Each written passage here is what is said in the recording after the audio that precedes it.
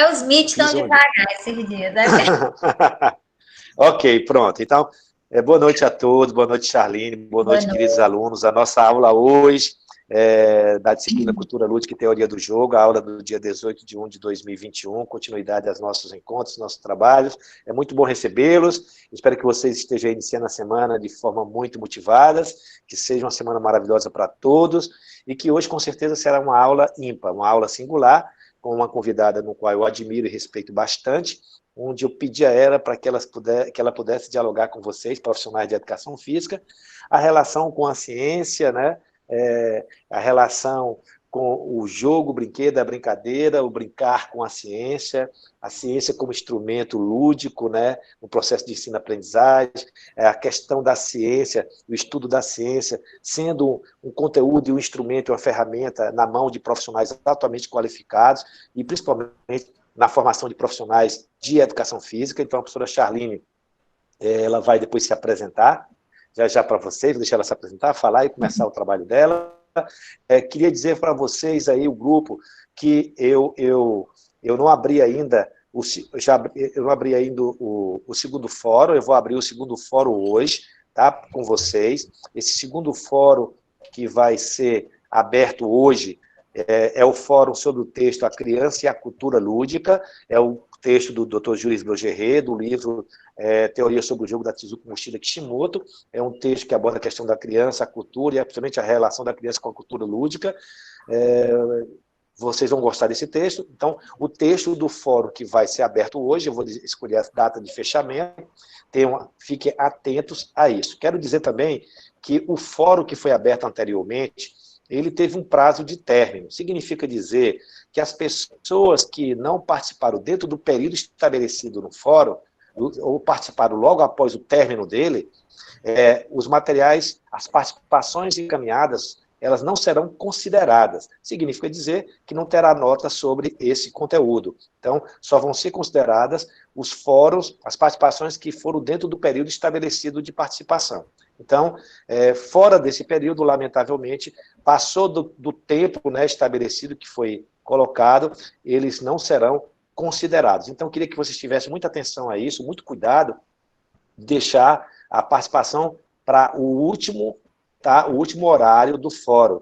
Por sinal, tem o aluno Gleison Costa da Silva, quero dizer que a tua participação não será considerada, porque, lamentavelmente, você participou o dia depois. Então, infelizmente, tua participação, lógico, é importante participar, mas é importante que ela não terá nota sobre o fórum. Então, que isso você tenha consciência dessa questão. Eu coloquei aqui, formação fórum encerrado, o fórum terminou o dia 17, às 23 horas e 59 minutos, então, quem colocou, postou logo após isso, então, lamentavelmente, não será aceito como material avaliativo. Então, tenham muito cuidado com isso, e não deixe para participar na última hora, porque teve pessoas que participaram do fórum faltando 1 minuto para terminar o fórum, e aí dá um problema na internet, o cigarro está fora do sistema, assim, caiu, não está funcionando, aí vocês serão prejudicados. Então, por favor, estejam mais... Foram 7 dias para você entrar no fórum, e deixa para entrar faltando 1 minuto, é complicado, entendeu? Eu fico muito preocupado com esse tipo de participação. Além do que você, às vezes, pode participar de qualquer jeito, né? Sem profundidade, sem muita reflexão. Então, eu queria que vocês tivessem mais atenção a essa questão do tempo, né? Controle e gerencie o tempo de vocês da melhor forma possível. Participe de forma mais tranquila, para não ficar uma coisa muito angustiante para cada um de vocês. Então, eu agradeço muito esse cuidado que vocês tenham no que diz respeito à participação de vocês no fórum, que são abertos. São fóruns que levou 7 dias abertos, e aí participar na última hora, no último minuto, né, no último segundo, é um risco muito grande. Então, é bom não correr muito esse risco, porque pode um dia, de repente, o tiro sair pela culatra. Então, tenha cuidado com essa questão. Charline, falado isso, muito obrigado. Eu espero que vocês gostem da Charline. Eu gosto muito da professora Charline. A Charline participou em vários eventos nossos. Ela escreveu agora um livro nosso, né, Educação Física e Transdisciplinariedade, e ela escreveu um artigo, uma parte do capítulo sobre a questão da relação da ciência e os jogos. Por sinal, o trabalho do artigo dela, ela tem como base e referência todas as experiências vividas no Instituto de Educação Física e Esporte da Universidade Federal do Ceará. Foi muito rico esse trabalho que ela fez, juntamente com um outro artigo escrito também pela Juliana, que eu vou ver se a Juliana pode estar aqui conosco, falando com vocês, queridos alunos, mas a Charline vai falar um pouco hoje sobre isso, fazer a relação dessa ciência e da ludicidade, da ciência e o brincar, como instrumento importante, tá? Como instrumento importante na formação de profissionais da área de educação física. Então, Charline, a aula é toda sua, você for apresentar algum material, fique à vontade, e muito obrigado, seja bem-vindo à Universidade Federal do Ceará, ao Instituto de Educação Física e Esporte. Obrigada, professor Marcos. Gente, boa noite a todos, tá? Mais uma vez eu agradeço, né, professor Marcos, você sabe que eu estou aqui para ajudar no que for preciso. E, assim, só falando um pouco, né, como eu cheguei, tá bom, nessa questão da educação física. Eu sou formada em biologia, essa é a minha formação inicial, biologia e pedagogia, tá certo? Tenho algumas especializações em bioquímica, em tutoria à distância, agora estou terminando uma em ciência e ludicidade, mestrado na micro, e aí estou encarando agora, né, um doutorado em educação, se tudo der certo e as aulas realmente começarem. Então, assim, gente, o que me trouxe a falar de ciências para vocês, tá bom? Fiquem à vontade para perguntar, pode, se quiser aí, mediar o chat com o professor Marcos, vocês fiquem à vontade, se não, pode abrir o áudio e falar. O que eu vim mostrar para vocês aqui hoje, tá? O professor Marcos me deu vários desafios, um deles é falar dessa questão do jogo, pronto, levanta a mãozinha aí que dá certo, né? Essa questão do jogo com a ciência. Como foi as minhas experiências na educação física? Eu sempre trabalhei com projetos, né, relacionados à interdisciplinaridade, tentando ajudar os professores na questão, N profissionais, né, não só os professores da licenciatura, mas os do bacharel também, que acabavam chegando na licenciatura, como eles iam trabalhar com conceitos científicos e que a aula não ficasse muito monótona. Isso eu passei pela matemática, passei pela física, passei pela biologia, passei pela geografia e cheguei na educação física, né, com alguns profissionais que trabalhavam comigo na época que me procuravam. Poxa, Charline, como é que eu faço uma atividade que não esteja somente relacionado à questão da educação física? Como é que eu faço meus alunos pensarem fora da educação física? E aí, também outras parcerias com o professor Marcos e, né, me abriu, assim, a mente para muita coisa, surgiram aí esses capítulos em livros voltados para a educação física.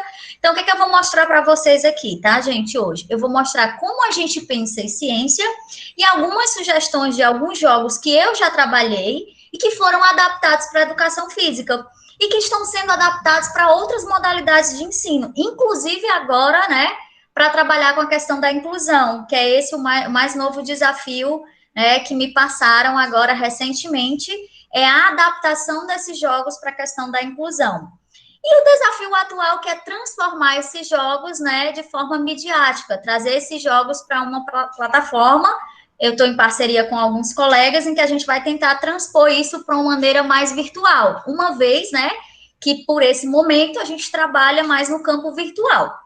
Mas a maioria dos trabalhos, eles estão voltados mais para o campo presencial, que era onde eu trabalhava, era o chamado mão na massa, né? A gente fazia junto, a gente construía junto. Então, com essa pandemia, a gente teve que mudar um pouco o cenário de tudo, né? Não só da forma de pensar e de se relacionar, mas da forma de transpor esse conhecimento mesmo. Então, eu vou apresentando aqui para vocês.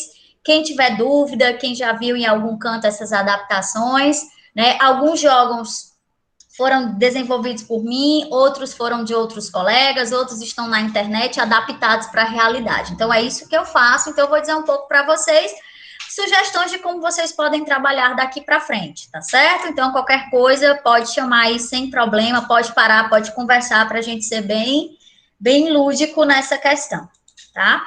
Então, o professor Marcos me falou essa ideia e eu criei para vocês essa questão dos jogos versus a ciência, né? E aí, uma vez, um aluno me perguntou numa determinada disciplina, professora, mas ciência não é jogo? E jogo não é ciência? Hoje eu posso dizer com muita segurança que ciência, ela é qualquer ato, tá certo? Que você tenha que desenvolver, que tenha conteúdo, que tenha metodologia e que tenha um aprendizado. Ciência não é só a física, não é só a química, não é só a matemática. Ciência é tudo que envolve o contexto da vida, é tudo que envolve o meio onde nós estamos inseridos. Agora, muitas vezes a gente pensava na caixinha. Eu mesmo, quando entrei na universidade, eu achava que eu ia sempre pensar como bióloga. Hoje, o que eu menos penso é como bióloga ou como pedagoga. Por quê? Porque eu presto atenção em todas as áreas e tento tirar de todas essas áreas um pouquinho do aprendizado deles e o que eu posso transpor para mim na minha realidade. Então, é isso que eu faço hoje. É tanto que várias outras disciplinas de colegas que eu assisto, eu tento trazer para a minha realidade, tento fazer propostas adaptativas de aprendizagem que venham para a minha realidade. Mas não só para a minha realidade, mas para a realidade do contexto onde eu estou inserido. Nada, gente, é difícil, desde o momento que a gente possa se dedicar e buscar estudos e referências bibliográficas para embasar o nosso conhecimento científico, tá certo? Então, vamos lá. Primeiro, a gente precisa falar um pouco dessa questão da educação científica. A gente sabe que no Brasil, hoje, a gente está melhorando muito, mas a gente ainda está bem atrasado, né, com essa questão do desenvolvimento científico, da questão da educação lúdica científica. Eu costumo dizer que nem tudo é lúdico, mas pode se tornar científico. Como assim, nem tudo é lúdico? Às vezes, para mim, está sendo lúdico, mas para onde eu estou aplicando, não está sendo lúdico. Então, a gente precisa muito discutir isso. O professor Marcos, ele tem domínio, assim, né, surreal do que é ser lúdico. Às vezes, você pega uma bola, vou dar um exemplo. Vamos chutar ali. Será que aquilo está sendo uma atividade propulsora do conhecimento do aluno? Então, hoje eu penso muito nesse start, né? Esse start, para mim, hoje, ele é conjunto de oportunidades que a gente pode explorar em determinados sentidos, em determinadas áreas. O primeiro deles hoje, tá certo, que eu acredito nesse momento de pandemia, são as transformações. Então, a gente está se transformando ao longo do processo. E não cabe mais, gente, isso já é norma, isso já é clássico, todos os pesquisadores estão falando, todos os cursos estão falando, não cabe mais aquele modelo tão tradicional, né? Aquele modelo tradicional, ele precisa sofrer uma inovação, ele precisa sofrer um novo conceito de aprendizado. E essa inovação, ela só vai surgir se tiver a criatividade, se tiver a interação com as outras áreas. Não cabe mais o profissional hoje que trabalha naquele seu mundinho, como o professor Marcos estava falando. A gente precisa entender que a gente depende de todo mundo.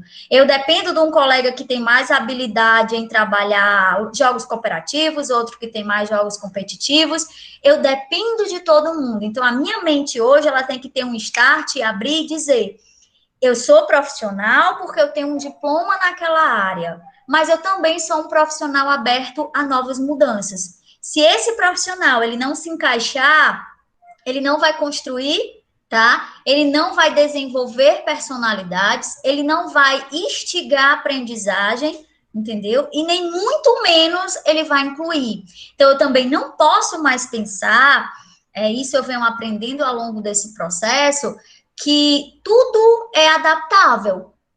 Tudo é adaptável, desde o momento, tá certo, gente, que eu queira trabalhar esse processo adaptativo. E para isso eu preciso inovar. É muito hoje complicado essa questão do trabalho da inclusão, né? Às vezes a gente pensa no grupo de alunos e muitas vezes a gente exclui muito mais do que inclui, porque a gente não pensa que aquela atividade, ela pode ser previamente feita pelo aquele aluno que tem uma deficiência, que tem uma dificuldade de aprendizagem, que tem uma dificuldade inovativa, que tem uma dificuldade de entendimento de conceitos, mas a gente precisa fazer com que todos sejam unânimes. Então, para mim, hoje, né, o que seria essa educação lúdica científica? Ela é um conjunto de oportunidade de todos os seres vivos explorarem e entender que existe ao seu redor diferentes dimensões: a humana, a científica, a social e a cultural.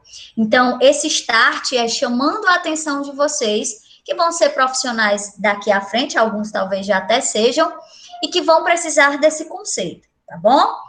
Então, isso aqui eu sempre falo em todo canto, né? A questão da tendência lúdica versus a tendência científica.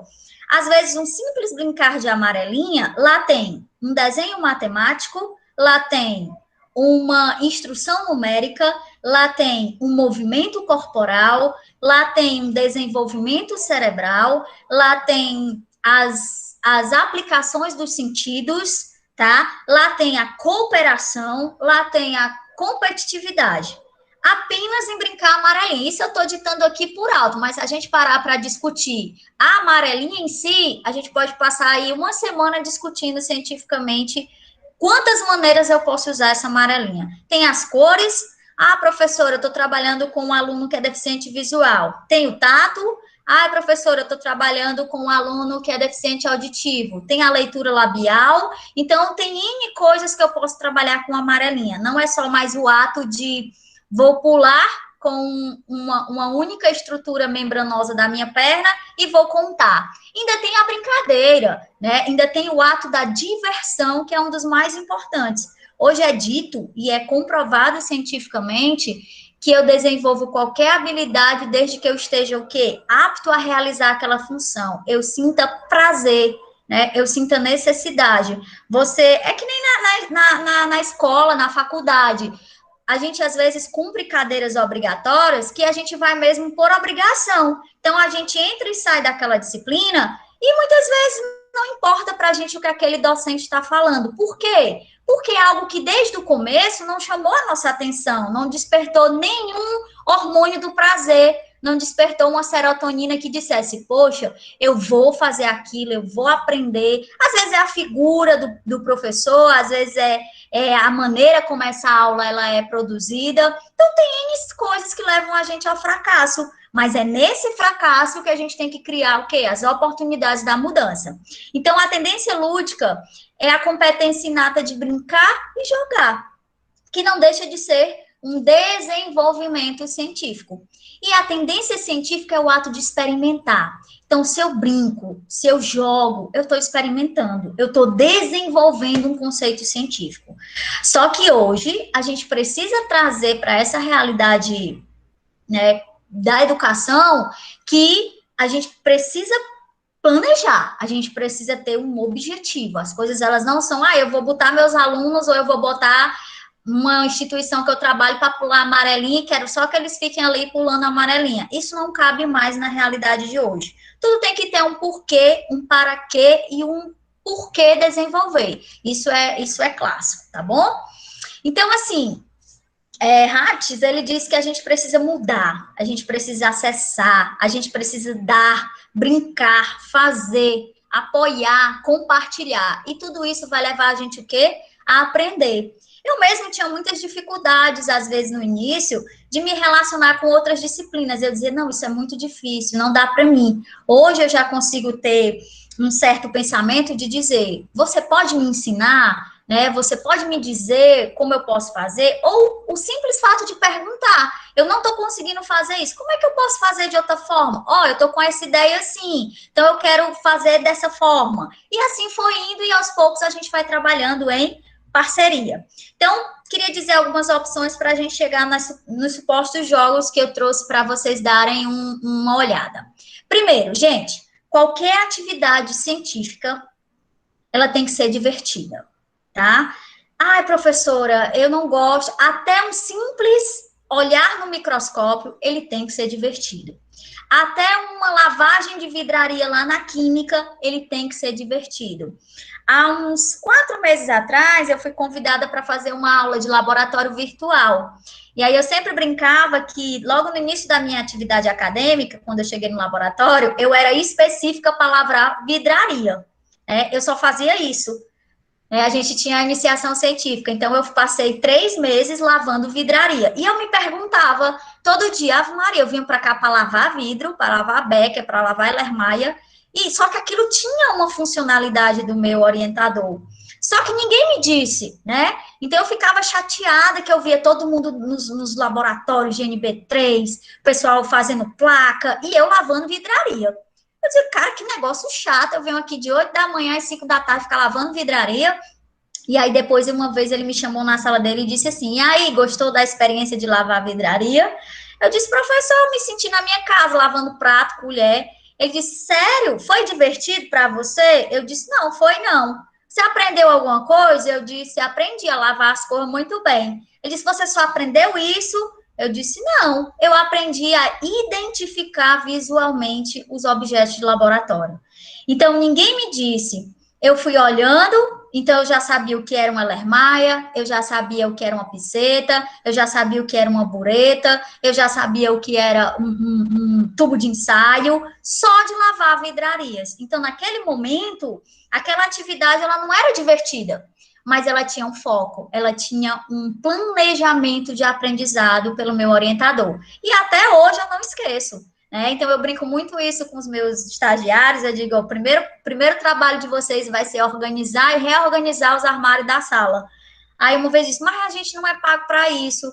Eu disse, a gente não é pago para muita coisa, mas se a gente não pensar dessa forma, a gente não vai evoluir. Então, é uma dica para vocês, né? Então, ela tem que ser divertida. Ela tem que ser orientada. Professora, nem sempre você vai ter alguém ali lhe dizendo como fazer, né? Mas você tem que tomar a iniciativa de perguntar, de dizer como eu posso fazer isso, né? Para que eu vou fazer isso? E uma coisa que eu também aprendi ao longo de tudo isso, trabalhando ciência e ludicidade, a gente todo dia aprende uma coisa nova. Então, o maior orientador do mundo são as nossas ações. Só que a gente precisa de um mediador. E esse mediador é o profissional que está ali com a gente, que está ali a toda hora para sugar o conhecimento que ele tem e repassar para a gente. Então, é isso que eu digo para vocês, né? Vocês têm um excelente mediador. O professor Marcos, ele, né? Eu tiro muitas dúvidas com ele, ele é meu mentor em muita coisa dessas questões de atividades. Então, suguem dele esse conhecimento, suguem dele, tá? Outra questão, ela é flexível. Eu nunca posso começar uma atividade e ela terminar do jeito que eu queira, porque isso não vai ocorrer. Eu vou me chatear, eu vou né, como diz no cearense, eu vou me esfolar de raiva e eu não vou conseguir isso. A mesma coisa serve para o jogo. Eu crio regras para o jogo, elas são seguidas para a adaptação daquele jogo. Mas se no primeiro momento aquelas regras elas não estão servindo, eu tenho que ser flexível e entender aonde está essa problemática. Por isso que todo dia se tem mais profissionais, né, que trabalham com gamificação, mas que muitas vezes a gamificação não tem nenhuma referência com o processo de aprendizagem, é só o ato de jogar. E isso a gente tem que repensar, tá? A gente tem que repensar todo o processo da gamificação até o ato de jogar, né? Ele tem que ocorrer o ato do brincar, o ato do explorar, mas para que eu traga para a ciência, para que eu faça essa relação, eu tenho que ter um objetivo, muito claro, por sinal, tá? O segundo, ela tem que ser colaborativa. Hoje, conectada, né? Hoje ela é conectada. A gente conversa aqui, tem pessoas aí de vários bairros de Fortaleza, tem pessoas, talvez, sei lá, de outros estados que podem estar assistindo esse momento, e nós estamos conectados, né, por cabo, por internet, que hoje é o foco dessa conectividade. Então, hoje eu posso me conectar com o mundo inteiro ao mesmo momento, ou eu posso ver coisas que estão acontecendo em momento real na ciência. Se a gente abrir aqui o site da NASA nesse exato momento, nós vamos ver a posição dos astros, nós vamos ver as fotos de satélites em tempo real, nós vamos ver o que os astronautas estão fazendo lá na base de orientação da NASA, então tudo em tempo real. Então eu posso acompanhar tudo que está acontecendo ao longo do meu processo. Se eu quiser não acompanhar em tempo real, eu posso acompanhar o clima, se eu entrar no Google Maps, eu posso acompanhar os bairros, se eu entrar no rastreador hoje, né, o rastreador móvel da Secretaria de Saúde do Estado, eu posso saber aonde as ambulâncias estão no estado do Ceará, que possíveis pacientes elas pegaram. Então, assim, é uma rede conectada. Se eu entrar no xadrez online agora, eu vou ter vários jogadores que estão jogando, eu vou ter o juiz de xadrez que está julgando, eu vou ter um profissional que está me explicando como as peças estão sendo rodadas no tabuleiro. Então, assim, tem N coisas que a gente pode fazer, tá? Hoje conectado. Isso aí foi importante porque a gente teve que se reinventar, ok? E aí, por que eu preciso fazer tudo isso na ciência e no jogo? Primeiro, né? Essa declaração, ela tem que estar na cabeça do cientista, da ciência, que é a Declaração sobre Ciência e Uso do Conhecimento Científico. Né? Ela diz o quê? Ela diz que a educação científica ela tem sentido amplo, sem discriminação e englobamento de todos os níveis de modalidades. É um pré-requisito fundamental para a democracia e para assegurar um desenvolvimento sustentável. Então, hoje, fazer ciência, eu posso fazer com qualquer área do conhecimento, desde que ela tenha um propósito. Né? Nada hoje pode ser feito sem propósito, até porque não funciona. Eu preciso ter uma orientação, eu preciso ter um objetivo, eu preciso chegar num denominador comum. Então, a Unesco, ela garante isso para a gente na comunidade científica, tá bom? E aí, só trazendo um pouquinho para vocês, né, o PISA é o Programa Internacional de Avaliação dos Alunos, e olha onde o Brasil está, né? Na 66ª Índice de Países Latino-Americanos e na 40ª, né, na posição 404 de Desenvolvimento Científico. O PISA, ele mede matemática e ciências. Alguém quer fazer alguma pergunta? E a gente teria, né, o novo PISA em 2021. Ele é calculado a cada 3 anos. Mas como a gente está nesse processo de pandemia, nós só vamos ter resultado do PISA 2022, tá? E o 2024 passa para 2025. Mas já estudando sobre essas questões de PISA e desenvolvimento científico, nós tivemos uma regressão, tá? Estamos bem preocupados como os alunos estão se saindo mediante as atividades científicas. Por quê? Porque foi um choque, né? Um dia nós estávamos na faculdade, presencial, com tudo a nosso dispor. No outro dia, nós estávamos sofrendo um processo adaptativo não visto na história do Brasil. Para o Brasil foi muito difícil, mas para outros países da Europa, eles já vinham trabalhando essa interdisciplinaridade e essa conectividade. Aqui não. Aqui a gente começou do zero. E aí a gente começou principalmente de onde não podia ter começado, da formação dos professores, onde já eram para ter sido formados ao longo desse processo. Né? A gente não pode mais descartar o profissional que só precisa da lousa e do pincel. Né? Talvez daqui a 1 ano vocês não vão mais ver nem lousa e pincel, né? Ninguém nem se trabalhe mais com isso. E volte daqui a 10 anos, eu não sei. Mas nesse momento histórico, isso por enquanto vai desaparecer. Muitos conseguiram se adaptar, outros ainda não conseguiram.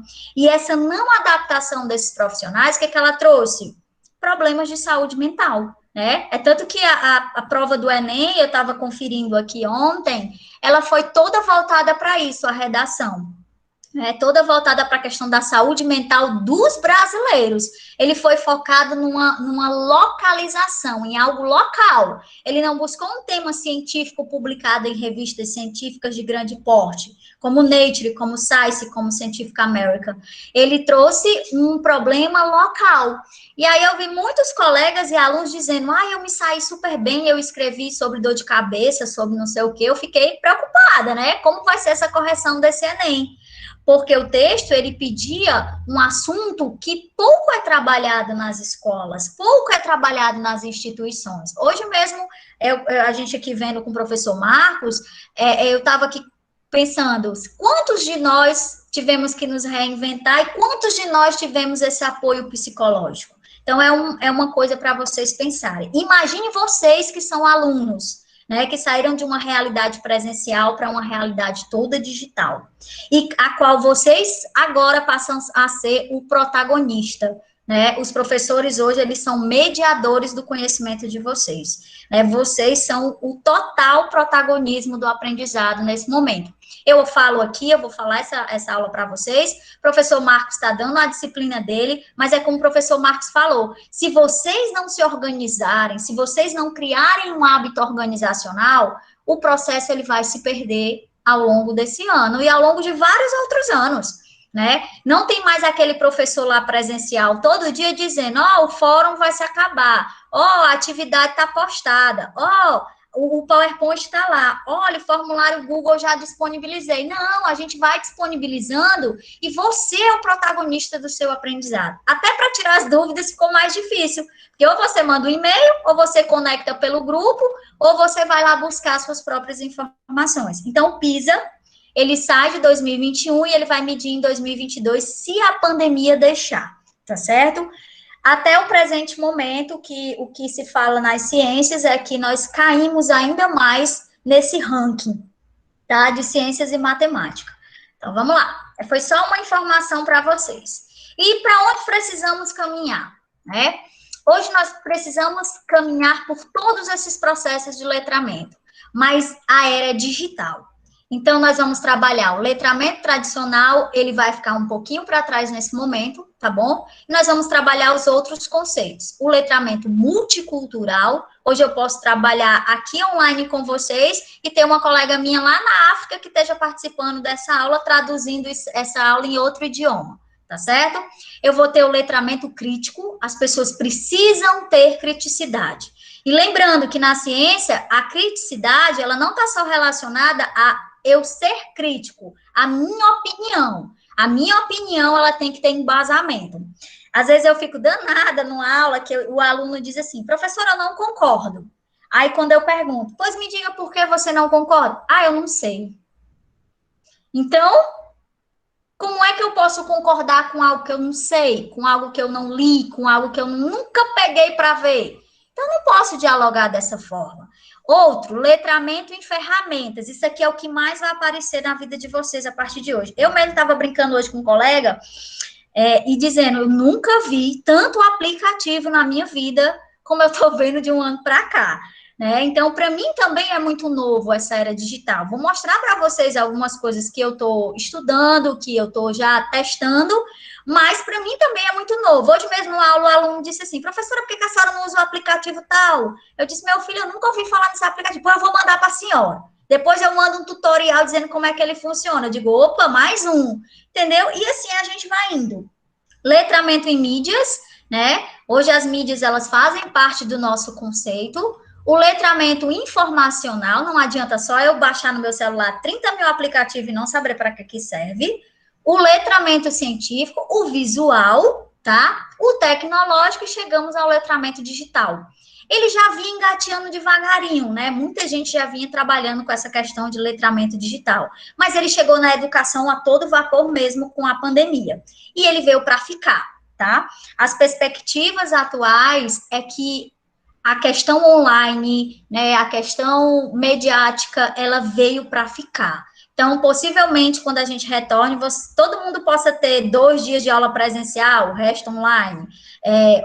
Então, tudo vai ser readaptado, até porque ela também teve uma questão econômica aí. Né? Ela diminuiu alguns custos, o home office, ele melhorou em algumas coisas a qualidade de vida de alguns profissionais, então está todo um contexto científico de estudo nessa área. Isso inclui também os profissionais da educação física. Hoje mesmo eu conversando com uma colega que está sendo parceira minha nos trabalhos de educação física, e ela dizendo, Charlene, às vezes eu me pergunto, como é que você dá aula prática pelo computador? Aí ela disse, rapaz, eu penduro o computador numa estruturazinha que eu fiz de madeira e começo a fazer lá a aula e vou perguntando se os meninos estão vendo e como é que funciona. E aí eu assisti uns vídeos dela, depois eu até posso disponibilizar para vocês como ideias, ficou muito legal. Então, como a cultura científica pode ser integrada ao currículo escolar e científico? Primeiro, eu tenho que ter ponto de partida. Eu não começo do nada. Tudo tem que ter pressupostos teóricos. Isso requer de mim muita leitura, muito aprendizado, muita discussão e, principalmente, uma palavra que eu venho aprendendo ao longo desses processos, que é a humildade de perguntar, né? A humildade de perguntar. Hoje é tão interessante que até os grandes cientistas, eles estão conectados, né? Essa semana semana passada eu conversando aqui, eu disse, rapaz, a professora Helena Paca, ela está aqui online. Eu vou perguntar para ela como funciona, e ela, não, me toma aqui meu WhatsApp, depois a gente conversa. Então, a gente está trocando uma ideia bem legal. Então, assim, e assim vai indo. Segundo, né, o conhecimento, ele não é inato, já dizia Piaget, né? Ele é ativamente construído via interação com o mundo. É isso que nós estamos vivendo. E o jogo e a ciência, ele é uma interação com o mundo. Quantas pessoas ali estão jogando naquele exato momento? Já já nós vamos falar do jogo online. Vou mostrar para vocês mais algumas sugestões de jogos presenciais, que foi aquilo que eu vinha trabalhando até a pandemia, e agora estou tentando adaptar esses jogos presenciais para os jogos digitais, para que outras pessoas no mundo também possam participar desses jogos. Então, definir objetivos, eu preciso escolher um espaço científico, eu preciso escolher o porquê da ciência, eu preciso definir métricas, né? Lógico, tudo hoje é medido em métricas, até no Instagram a gente fica atrás de métricas. Métricas são pessoas que visualizam, né, aquele vídeo que a gente postou, que visualizam aquele feed de notícia. Então, essas métricas hoje, 90% de quem faz um Instagram institucional, quem faz um Instagram voltado para essas questões de aprendizado, é medindo métricas. Então, tudo começa nesse processo de ver quantas pessoas estão me vendo fazendo aquilo, tá? E qual o feedback dessas pessoas? E quem está vendo e repetindo e vendo e repetindo para medir essas métricas. Então, o segredo do sucesso científico é início, meio e fim. Nada é vitalício. Eu criei um jogo, esse jogo vai morrer desse jeito. Não. Né? Esse jogo ele vai sofrendo adaptações à medida em que eu vou necessitando de novas realidades para ele. Isso acontece com grandes jogos aí já, né, publicados, já distribuídos por grandes editoras de jogos e produtores de jogos. Outra coisa que faltou, né, esses cursos introdutórios, tanto para alunos quanto para professor. Sempre me perguntam assim, eu trabalho numa academia. Na academia, o nosso contato com os alunos é mais levantar peso, fazer uma medida, criar um plano de exercício. Mas será que você já parou um dia, por exemplo, para dar uma aula para o seu aluno? Qual é o conceito científico da construção daquele aparelho? Eu sei que esse aparelho aqui, ele é um aparelho que ele vai trabalhar o músculo tal. O aluno, muitas vezes, não sabe nem que músculo é esse. Né? O cara, muitas vezes, que vai para academia, ele vai com o intuito de quê? Eu quero hipertrofiar da noite para o dia, né? Eu quero chegar com 50 quilos de massa corpórea não muscular e sair daqui a um mês com 20 quilos de massa corpórea e barriga zero. Então, assim, não é assim que as coisas funcionam. Por que você não faz uma aula introdutória? Eu vou dar uma aula de basquete. Será que eu já parei para explicar como foi a história da bola? Por que a bola tem esse desenho circular? Por que ela tem um pito na posição? Isso aí eu contei, viu? Eu contei um dia desse. Na bola de basquete, o pito, né? A válvula de encharco da bola, ela é na quarta linha da esquerda para a direita. E aí eu fui perguntar a um colega meu, que é matemático, e com outro físico, por que essa bola era assim. E aí eles foram me explicar, né, matemática e física. Depois fui perguntar para o professor de educação física por que a bola era assim. E aí fui perguntar para um médico por que esse movimento da bola necessitava dessa forma. Então, por que eu preciso encher a bola com tantas libras? Será que eu já parei para explicar para alguém o que é libras? Por que se eu botar demais vai estourar? Então, assim, gente, é abrindo o conceito de vocês para o trabalho científico, tá? E torna o trabalho bem interessante. A gente tem que sair dessa ideia de que o profissional da educação física, ele tem que ir lá e dar aula prática. E ele também tem que ir lá e dar aula teórica só daquilo que ele já faz na aula prática. Não, você pode trabalhar N coisas na interdisciplinaridade. Tá? Contanto que essa interdisciplinaridade, ela tenha um foco de quê? Do seu conteúdo, do seu processo de aprendizagem. Isso não quer dizer que você vá abominar os conceitos da educação física, ou abominar os conceitos da biologia. Não. Você vai o quê? Criar novas metodologias e estratégias de ensino para o desenvolvimento da aprendizagem. E, por último, o que eu considero hoje, talvez... o mais simples no processo científico, que é a avaliação. Né? Hoje, a avaliação ela tem que ser construtiva, ela tem que ser deliberativa, ela tem que ser atualizada, eu não preciso só pensar em números. Infelizmente, nós ainda estamos no Brasil e a gente pensa muito em nota, em média, né? Mas a gente precisa pensar em várias formas de avaliar. Eu mesmo fui chamada a atenção uma vez que eu observei que um aluno meu, ele não conseguia transpor o conhecimento dele para a escrita. Ele não conseguia responder as questões, nem objetivas e nem subjetivas.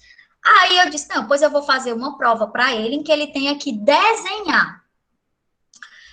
a resposta. E aí não deu outra, né? A coordenação me chamou e disse, professor, o que é isso? Eu disse, uma prova, uma avaliação. Como assim o aluno desenhou a avaliação inteira? Eu disse, justamente por isso.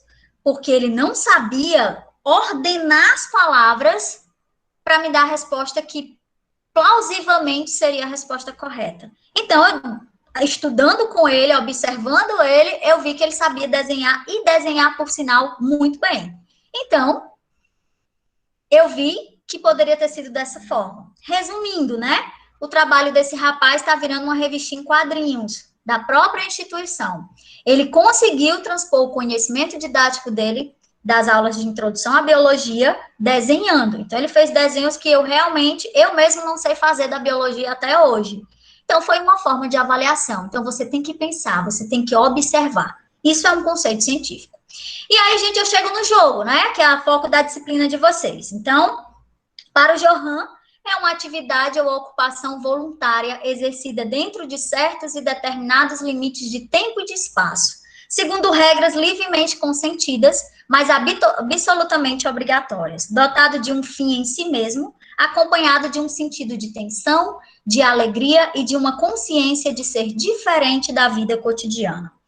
Então, o jogo, ele vem despertar esse hormônio principal do prazer, né? A ocitocina é o hormônio da necessidade da gente se sentir feliz, do ato da gente estar ali jogando para a gente aprender, mas principalmente para a gente ser feliz. E isso faz parte do conceito científico. Então, algumas sugestões de jogos para vocês. Alguém quer fazer alguma pergunta até agora? Porque eu falo pelos cotovelos, né, Marcos? Então, vamos lá. Primeiro, a gente tem que compartilhar. Eles estão deixando para perguntar só no final. Eu espero que eles não estejam assistindo a Bibi, né? Se não estiverem dormindo, assistindo a Bibi, a traficante lá. Ai, Jesus. Então, o ato de compartilhar. Gente, aqui foi uma oficina feita até num projeto do professor Marcos, né? Que foi o terceiro, compartilhando, não foi, professor Marcos, lá na FANO, em que a gente trabalhou construção de jogos, construções de atividades, em que eles trabalhassem com objetos que eles tinham na casa deles. Então, tudo pode virar um jogo, desde que eu use quem? A minha imaginação. E saiu esse jogo, né, o labirinto, em que tinha a necessidade de levar a bolinha de um canto ao outro. Então, eles criaram obstáculos, eles botaram figuras geométricas. Então, assim, eu dei uma orientação para eles da seguinte forma. Eu queria que vocês criassem um jogo, e que esse jogo utilizasse todos os objetos que vocês trouxeram para trabalhar. E que esse jogo tivesse o máximo de figuras geométricas possíveis. E que tivesse um pouquinho de dificuldade. Então, você vê que eles utilizaram círculos, utilizaram retângulos, utilizaram algumas ideias de losango, colocaram uns bonequinhos aqui, que seriam os representantes do jogo, né? Então, é uma ideia para vocês fazerem. O outro, né, era um circuito de corrida de carros, em que tinha largada, tinha uma vegetação e tinha um objetivo, né? Eles conseguiram encontraram esses EVAs aqui, que é daquele joguinho de matemática das frações, né? Que ia para o lixo, né, ia virar resíduo compactado, e eles conseguiram achar quase das mesmas cores dos carrinhos. Então, cada vez que o aluno completava um circuito, dependendo da cor do carrinho, ele ganhava uma argola dessa, né? Então, a ideia, nesse primeiro momento, foi isso. Depois eu tenho que criar o quê? Um manual, um processo explicativo desse jogo. Então, isso foi uns construídos nesse projeto lá com professores e alunos de várias áreas. O outro, esse já foi com a turma aí de educação física do professor Marcos, né, que gerou um artigo publicado num livro, um capítulo de um livro. O que eu fiz, gente? Eu peguei objetos da educação física e objetos da física e transformei num circuito interativo, em que todos os alunos tinham que passar por esse circuito interativo. Então, aqui vocês vão ver o paintball, vocês vão ver a escada, vocês vão ver o cinto ergonômico, e aqui nesse cantinho, tá, nós montamos estruturas de toque, né, em que os alunos com deficiência, eles podiam reconhecer as atividades que nós estávamos fazendo nesse momento. Então, aqui poderia pensar, é um pneu de bicicleta. É um pneu de bicicleta mesmo, né, a ideia é um traçado físico em que o aluno ia trabalhar equilíbrio e rotação. Então, um pneu com um arco em que o aluno segurava e eu girava. E soltava essa corda do equilíbrio. Então, o aluno trabalhava os membros, o aluno trabalhava a rotação, o aluno trabalhava gravidade, o aluno trabalhava sistema de vetores. Então, N coisas que a gente pode trabalhar, tá certo? Outras sugestões, também foi numa disciplina do professor Marcos, essa foi bem interessante, né? Nós já criamos jogos e adaptamos jogos para a realidade que vocês poderiam trabalhar na educação física. Esse aqui foi o esqueleto brilhante. No primeiro momento, ninguém queria fazer, né? Era professor Marcos, pessoal, o que essa menina está inventando? Né? Eu entreguei um bonequinho para eles montarem, né? Os alunos da educação física montar. E no final, eles tinham que alinhavar esse boneco. Então, eles tinham que encaixar os membros, superiores, inferiores, tronco, né, cabeça e etc. E no final, dei um LED com uma lâmpada, em que eles podiam colocar nesse boneco em qualquer posição que eles quisessem. Então, eu usei o LED, eu usei uma bateria, eu usei a ligação entre o LED e a bateria, eu usei a linha para trabalhar o alinhavo, eu usei os movimentos corporais. Então, você já parou para pensar que você pode dar uma aula sobre sistema ósseo, sobre movimentação, com um esqueleto de papel, né? O que esse esqueleto de papel pode trazer para a sua aula? Ok? O outro foi o twister de dedo, né? Que a gente também trabalhou. É muito acostumado a gente jogar com o twister de chão, esse é clássico. E aí eu pensei, gente, se eu consigo trabalhar com os pés e com as mãos, vamos ver se eu consigo trabalhar só com as mãos. Então, muitos hoje dos alunos, eles não conhecem, né, o nome dos dedos das mãos. A gente conhece como dedo mindinho, seu vizinho, né, fura-bolo, catapiolho. Então, e aí eles tinham que trabalhar o disco, né, no lugar de ter pé direito, pé esquerdo, com azul, com amarelo, eu coloquei indicador, né, dedo anelar, e aí a gente foi trabalhando a questão dos dedos da mão. E aí virou o twister de dedo, tá? Bem interessante também. Muita gente até disse assim, pela primeira vez eu consegui estralar os dedos sem usar a outra mão, só jogando esse twister. Então, é uma forma também de você movimentar, né, os ossos da mão, os ossos do dedo. Então, e trabalhar essa questão da integração de uma forma diferenciada. Então, outra sugestão que vocês podem trabalhar. Outro, tá? O jogo das cores. Esse aqui é bem interessante. O corrida álgebra, né?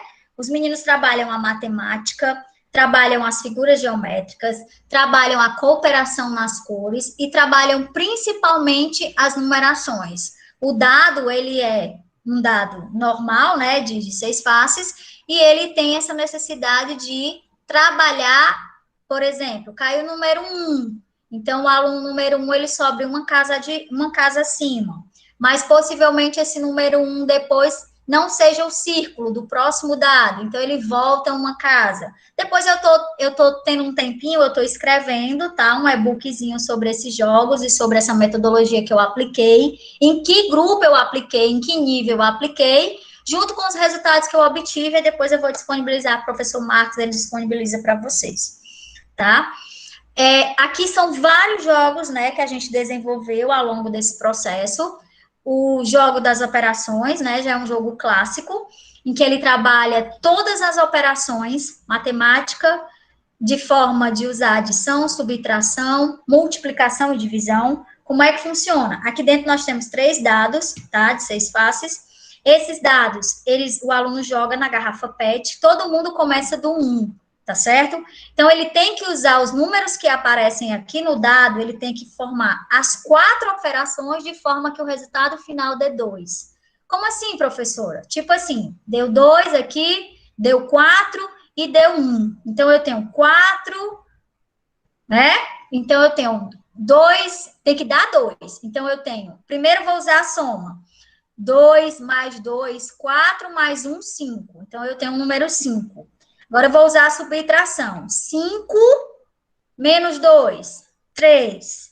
Eu usei a subtração, tá? Então, 3 mais 2, 5, mais 1, 6. Dividido por 2, 3. 3 menos 1, 2. Então, ele vai ter que trabalhar todas até ele chegar na casa 10.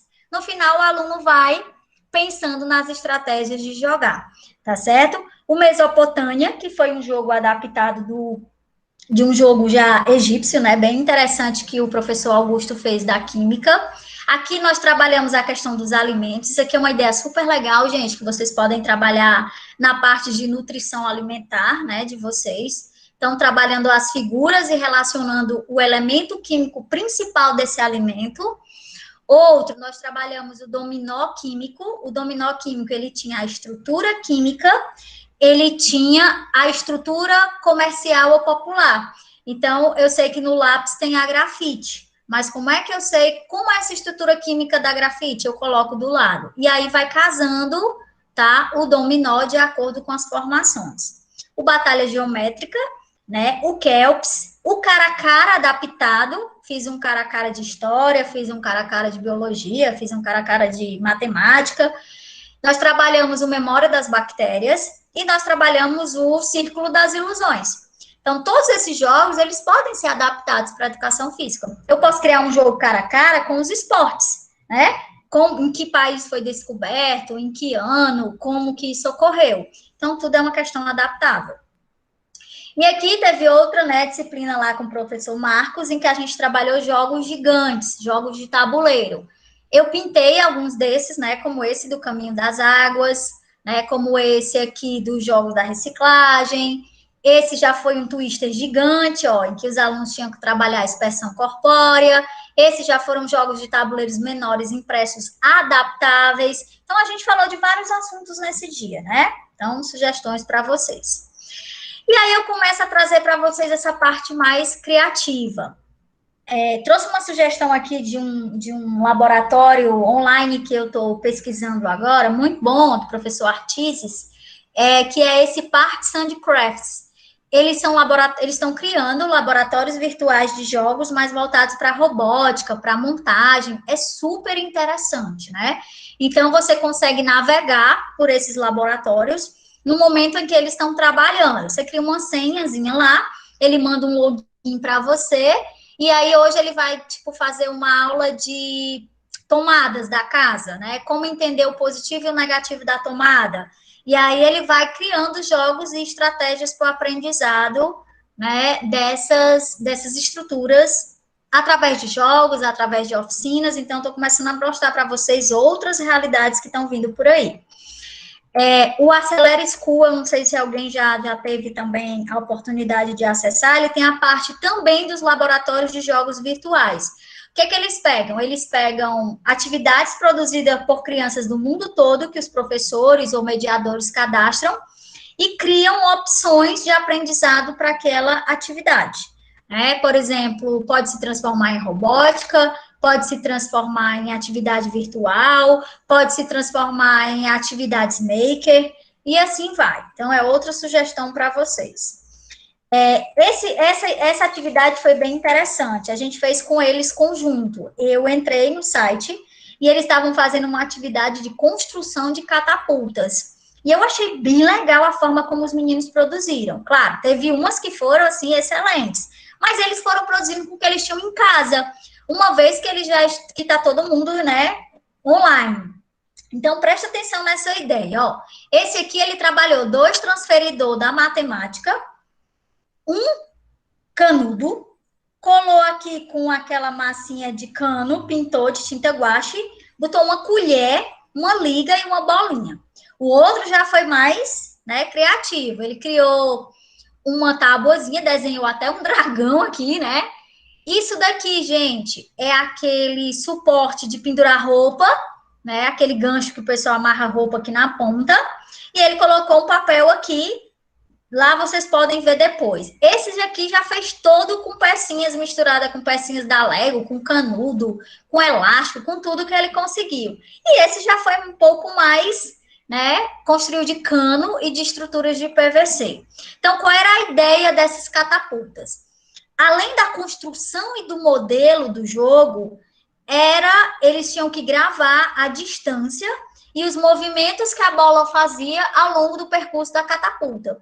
Então, tudo influencia, né? É um jogo de estratégias científicas que vai... Esse que tinha uma estrutura, ele chegou a uma determinada altura, esse tinha outro e esse outro mais ainda. Mas qual era a ideia? Era mostrar que em 4 construções diferentes, eu tenho 4 possibilidades da mesma atividade, eu tenho 4 relações totalmente diferentes uma da outra, e eu tenho 4 conceitos científicos aplicados de acordo com o objeto a qual eu me estipulei para trabalhar. Isso vale para um jogo. Então, a bola, trazendo para a nossa realidade. A bola jogada por um aluno a uma determinada distância, ela tem um referencial. A bola mais próxima, ela tem uma referencial. A bola jogada por um aluno mais alto, ela tem um referencial. A bola por um aluno mais baixo, tem um referencial.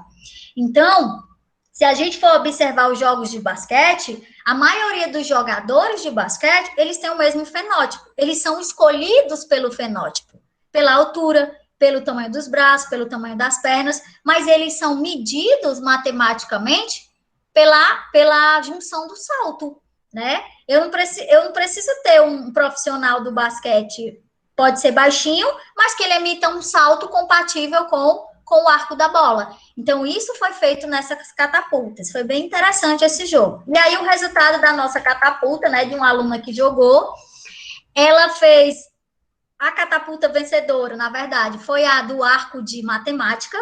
Agora, por quê, gente? Olha o que essa menina fez. Ela pegou um transferidor de matemática, ela calculou a medida entre um transferidor e outro, calculou o tamanho da bolinha que ela ia jogar e por que a colher de metal, né? A colher de metal, ela vai emitir uma pulsão na bolinha que vai fazer tipo um magnetismo, que vai fazer com que a bolinha tenha um salto maior e chegue no objeto sem desviar no trajeto do ar, como se ela estivesse ignorando a presença do ar. Enquanto os outros, a gente só pensou em jogar. Então, ela foi muito mais científica do que o ato do jogo, mas ela não deixou de jogar. Essa é a ideia.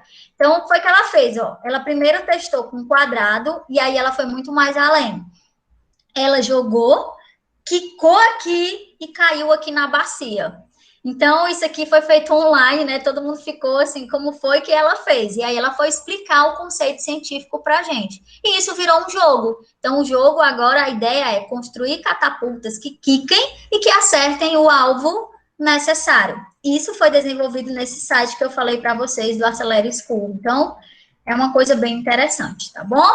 Outros jogos aí que estão na pegada. Vi esse jogo recentemente, produzido por uma aluna, e gostei bastante, né? Então, a gente está começando a se juntar para trabalhar nas cartas. Ela saiu trabalhando o coronavírus, né? O vírus da Covid-19. Então, ela criou o início e ela começou a sugerir algumas estratégias, né, da jogabilidade do jogo. E aqui teriam cartas-chaves, que seriam cartas do jogo. Cartas que estariam relacionadas com a característica biológica do vírus, com a característica médica do vírus. Então, é um joguinho bem interessante, ainda está em construção, mas já é uma ideia para vocês, podem trabalhar. O que o coronavírus pode fazer com as nossas células? O que o coronavírus pode interferir no nosso movimento corpóreo? O que o coronavírus pode interferir na nossa capacidade de raciocínio? Então, as pesquisas científicas de coronavírus, elas tiveram um pulo em um ano.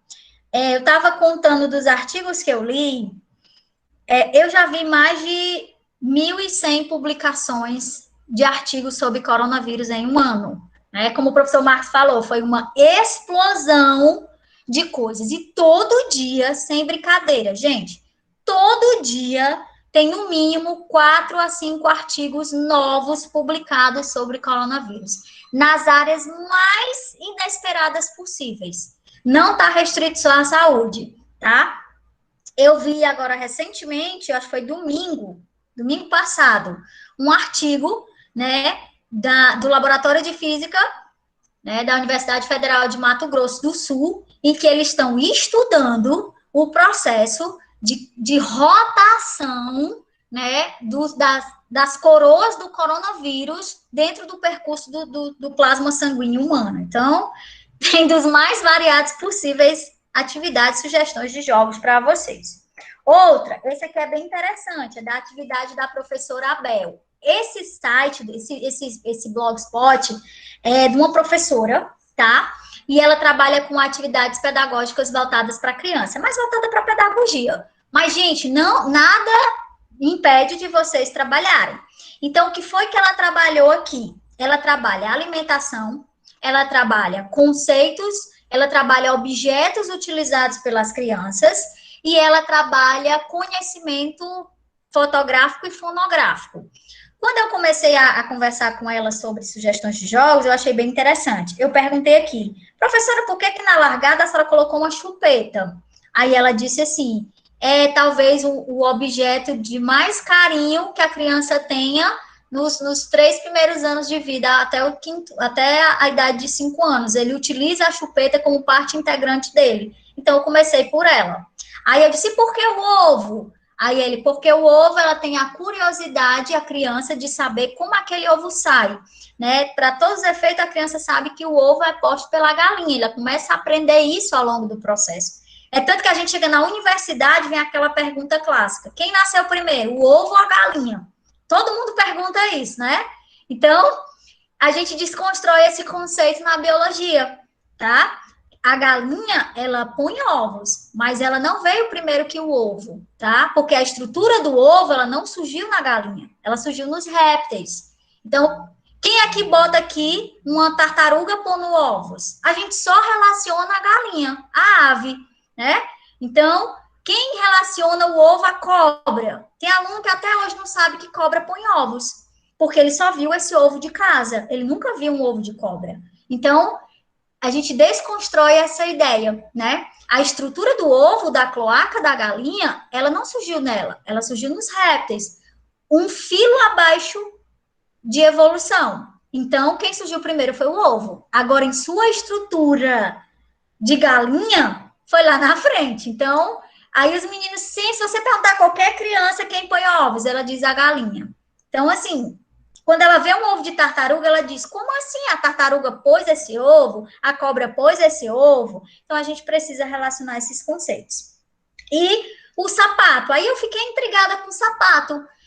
Aí ela foi me dizendo que as crianças que ela estudou, sempre elas tinham a necessidade de calçar o sapato dos pais, né? Logo quando elas estavam andando, e aí eu comecei a ver, vale, realmente tem muita criança que gosta, né, de calçar o sapato do pai, da mãe, principalmente o chinelo. É como se fosse um referencial de equilíbrio.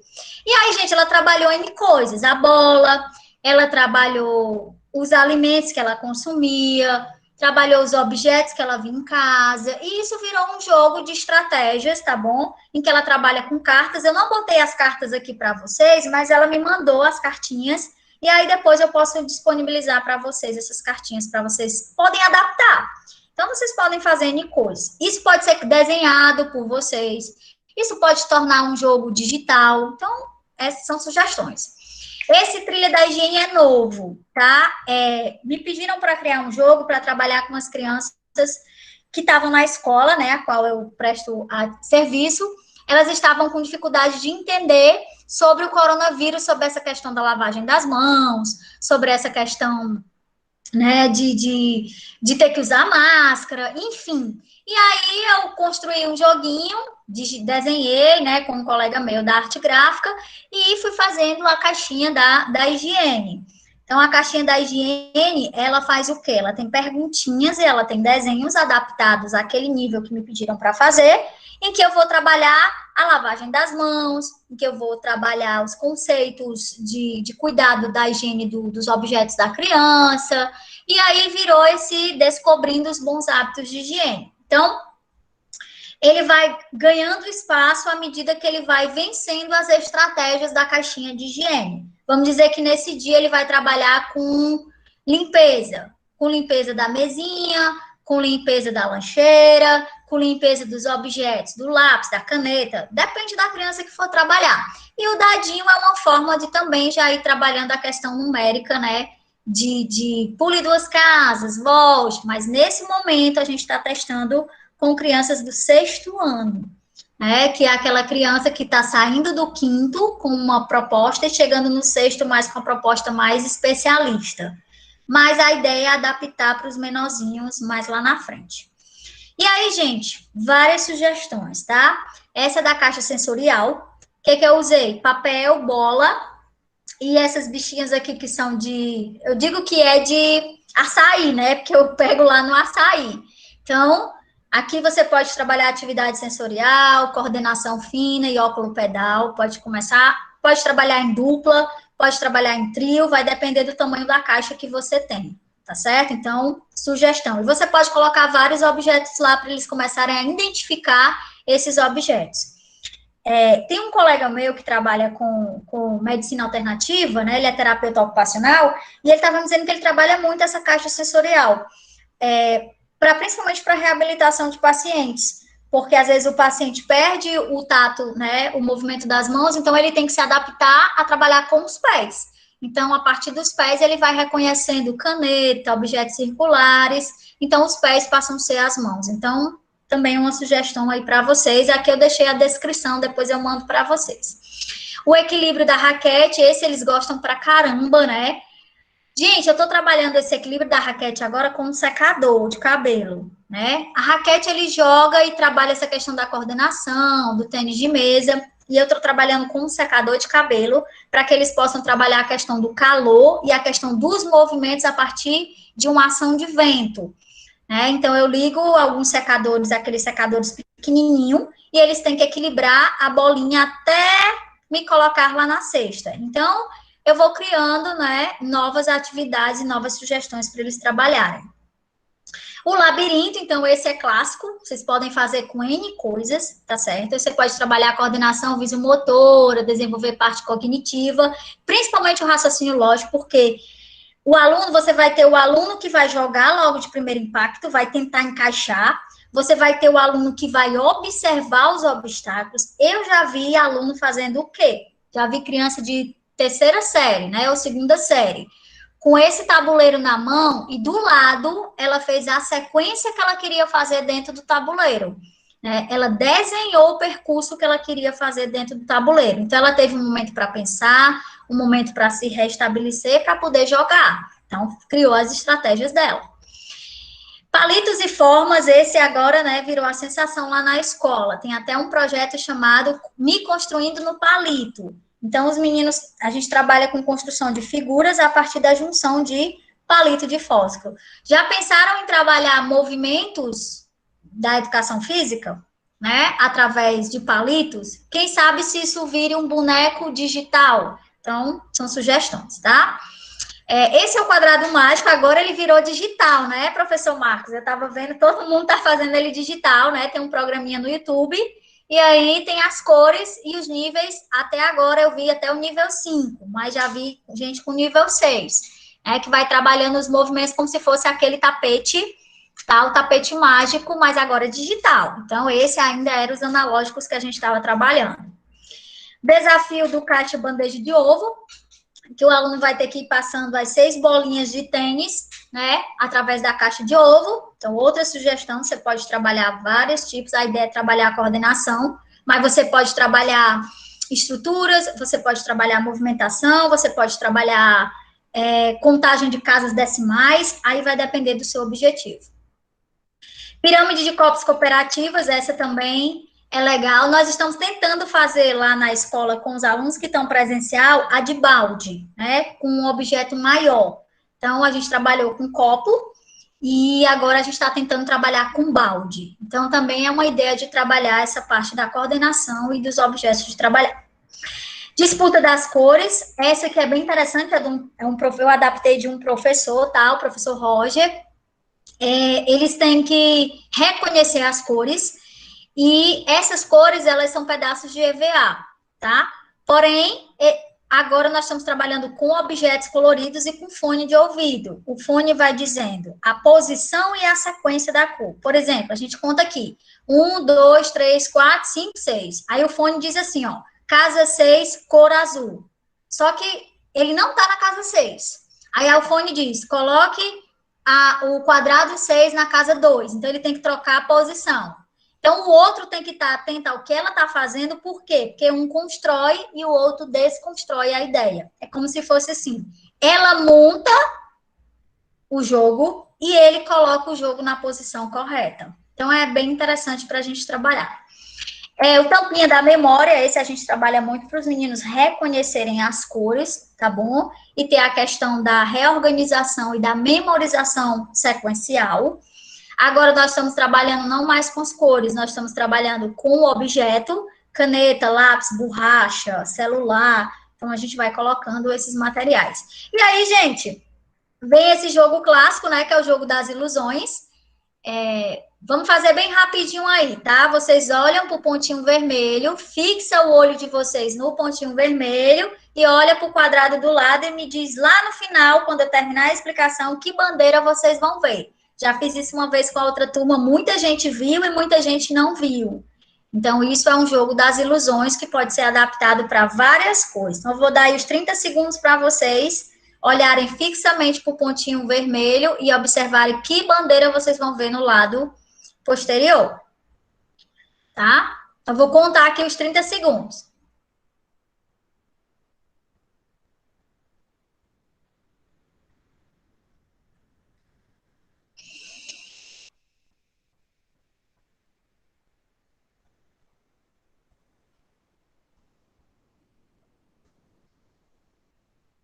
Ok? Então, guarda aí a informação para o final da aula. Quadrado dos círculos e linhas, tá? Esse é feito de EVA. Esse já é feito adaptado com aquelas pecinhas de encaixe. Então, você pode montar de várias coisas, tá certo? Você pode trabalhar coordenação, pode trabalhar encaixe matemático, pode trabalhar reconhecimento de figuras. Então, são sugestões para vocês. O Pac-Man, né, que é uma adaptação de um jogo digital, só que aqui para o analógico, né? Que o aluno vai trabalhar em grupo, vai trabalhar sorte, vai trabalhar pontuação, vai trabalhar casa, vai trabalhar múltiplos, então aí vai de várias opções. Esse novo, né, que é o do raciocínio, que é o sequência das setas, nada mais do que seta e quadrados coloridos, em que ele vai ter que trabalhar a questão do espacial, da noção, do direita e esquerda, do frente e trás. Isso é muito comum nas atividades físicas. Tem uma professora que está trabalhando muito esse joguinho. Por quê? Os alunos, eles têm dificuldade de trabalhar essa questão da lateralidade, né? Direita e esquerda. Então, é muito complicado. Às vezes, você manda um grupo para a direita, ele vai para a esquerda. Aí, você manda um grupo para a esquerda, ele vai para a direita. Tem gente que você manda ir para frente, ele vai para trás. Então, você vai trabalhando essa questão das dificuldades do aluno, seja ele qual for. O Fecha a Caixa, que é um jogo antiguíssimo, né, da matemática, que foi também adaptado para as atividades. O Roleta Geográfica, que ele trabalha a questão dos estados e capitais, tá bom? Você pode trabalhar também, por exemplo, sugestões de tipo de bola, tamanho de bola, não sei, é uma proposta. O cilindro magnético, que é bem interessante também, tá? Onde ele trabalha formações silábicas, então eu posso também trabalhar datas, eu posso trabalhar bandeiras, eu posso trabalhar objetos de jogos, eu posso trabalhar em coisas.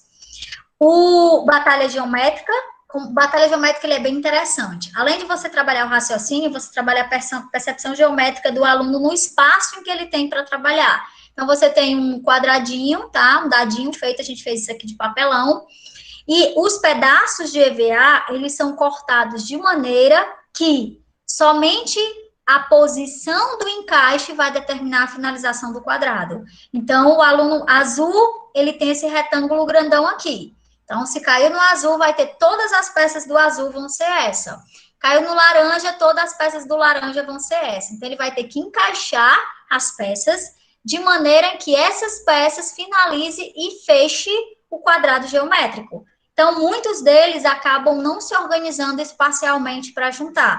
Então, vai ter que ter essa percepção do tamanho, a percepção do quadrante, aonde vai jogar.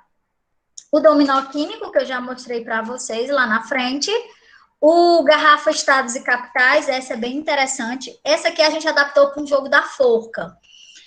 Aqui dentro tem papel colorido e aqui tem uma fita, né, uma impressão que eu colei, e quadradinhos que eu cortei colocando estados e capitais. E aqui eu tenho as peças da forca. À medida que eles vão acertando, é porque eu esqueci de bater a foto dos bonequinhos. Mas tem um bonequinho, e esse bonequinho vai perdendo, né, os membros, até que ele se enfoca. Cada vez que ele erra um estado e uma capital. Então, cada vez que ele erra, ele passa uma pecinha para o seu opositor e perde um membro do seu boneco. Tá certo? Então, também é uma ideia para vocês trabalharem. O cara a cara, que eu também já mostrei para vocês. O cara a cara é mais difícil, porque você tem que comprar, né, o cara a cara. Mas eu posso sugerir de vocês também construírem. Eu fiz um agora com caixa de fósforo. Eu peguei um isopor, colei e coloquei a caixa de fósforo aqui. Ele abre a caixa de fósforo aqui e vai vendo, né, como é o cara a cara. Então, esse aqui era um cara a cara que iam jogar fora. Então, eu peguei e adaptei com as figurinhas e fiz as cartinhas relacionadas aos animais. Corrida dos números e cores, que já é aquela adaptada ao quadrado mágico, tá certo? Então, ele vai ter que ter agilidade, tomada de decisões, ele vai correr de acordo com a sequência que vai dar na televisão, no aplicativo. Então, ele vai dizer quadrado amarelo à esquerda frente. Então, ele vai ter que ir para esse quadrado. Aí, ele vai dizer, troque o quadrado amarelo pelo quadrado azul. Troque o quadrado verde pelo vermelho. Coloque um quadrado novo. Então, aqui na lateral dele vai ter outros quadrados em que ele vai trabalhar. Então, coloque o quadrado novo na mesma posição do quadrado vermelho. Então, ele vai ter que ter essa agilidade e essa percepção de trabalhar essas noções espaciais. O bolinhando, né, foi um trabalho que a gente fez agora com uma professora da pedagogia, em que a gente criou vários quadradinhos desse com sequências de bolinha que eles tinham que montar, as crianças tinham que montar e fechar o bolinhando, encaixar a sequência do tabuleiro final de acordo com as cores que elas iam, né, norteando aqui na ponta do tabuleiro, certo? Então, foi bem legal, ele tá virando agora um jogo de chão, né, a gente tá pintando... Estava pintando, né, antes da pandemia, mas as meninas ainda estão continuando para ele tornar um jogo mais de sequência coordenada maior, um macrojogo. O jogo pareando, né, em que eu vou trabalhar a questão das cores, a memorização e a sequência espacial. O jogo espaciando, em que eles vão construir objetos. Aqui são bolinhas de tecido, tá? E aqui tem os copos com estruturas. Isso foi um jogo adaptado para química. Os alunos, eles não sabiam trabalhar substâncias, separação de mistura. Então, a gente começou trabalhando esse jogo para que eles reconhecessem as bolinhas a partir das cores e as quantidades que cabiam em cada copinho. Depois, a gente foi trabalhando a questão de separar feijão, né? E foi trabalhando a decantação, a filtração, a calefação, a sublimação. Então, mas a gente começou trabalhando com coisas que eles conheciam. Então, se vocês observarem aqui, ó, no prato, a gente comprou essas bolinhas de tamanhos mais variados possíveis, para que eles entendessem que as moléculas dentro do espaço atômico, essas moléculas, elas têm tamanhos diferentes e elas ocupam espaços diferentes. E aí eles podiam estudar os símbolos químicos através dos copinhos. Por exemplo, H2O, água, né? Hidrogênio e oxigênio. Quem é a molécula maior dos dois? Então, se a molécula maior fosse o oxigênio na cabeça deles, eles iam colocar as bolinhas maior. Se a molécula menor fosse o hidrogênio, eles iam colocar a bolinha menor. E aí, depois que a gente terminava, a gente media com uma trena o espaço que essas bolinhas ocupavam. Então, aí a professora de química ia adaptando o conceito prático das bolinhas ao conceito do espaço ocupado por cada átomo em sua casinha dentro da eletrosfera. Então, foi um trabalho que a gente começou na química e virou um trabalho agora para N coisas lá na escola. O pote divertido já foi com a professora, né? Cada um, um pote de sorvete, nesse pote tinha várias informações. Então, o aluno tirava e ele tinha que representar essa informação. Por exemplo, pular em um só pé, contar uma piada de trás para frente, levantar 5 vezes sem tocar no chão. Então, acabava trabalhando a expressão corpórea, a aplicabilidade motora, cognitiva, e aos poucos a gente ia trabalhando outros conceitos. O corpo em movimento é o que eu disse para vocês, né? A história dos palitos, ela virou uma atividade da educação física. Isso aqui foi a professora Michele que já fez com seus alunos, alunos do 8º e do 9º ano, em que eles tinham que representar os bonequinhos no desenho. Só que esses desenhos, ela fez da seguinte forma, ela estava trabalhando, era futsal, e aí ela desenhava os bonecos feitos de palito e eles desenhavam as possíveis posições do futsal. Que movimentos determinada posição poderia fazer. Isso virou um painel gigante, tipo assim, lateral direito. Que movimentos do futsal um profissional da lateral direito faz? E aí eles criaram os bonecos de palito e criaram os desenhos e ficava na frente da atividade. Então, quando eles iam trabalhar, sei lá, movimentos de direita, movimentos de esquerda. O que eu achei mais interessante de todos, eu bati até uma foto, mas também não coloquei para vocês, foi do goleiro, né? Os possíveis movimentos que são realizados pelo goleiro. Que aí depois a gente adaptou com a professora de biologia lá da escola, a professora falou que órgãos ele usa para realizar essa atividade. Aí depois o professor de física veio e disse que posições e que estruturas físicas ele usa para realizar esse movimento. Aí, depois da matemática veio, isso virou um projeto interdisciplinar, né, chamado de Ginkgo-Sesc. Então, na Ginkgo-Sesc, além dos jogos, os alunos têm que apresentar o conceito científico dos jogos. Né? Não é só o interclasse, o chamado interclasse, como a gente via aí ao longo das escolas, não. Os alunos têm que, antes de começar o jogo, uma semana antes de apresentação dos jogadores, de como se joga, por que usa chuteira tal, por que a bola é assim, por que o campo tem que ser assim, por que tem que ter as medidas tal, depois eles vão aplicar isso na atividade, ok? Outra coisa que gerou interessante, o aluno narra um jogo que é para os outros alunos deficientes visuais escutarem, né? Ele, depois que os times estão montados, ele narra esse jogo, né, que é transmitido para o aluno com dificuldade visual. Então, também foi outra atividade.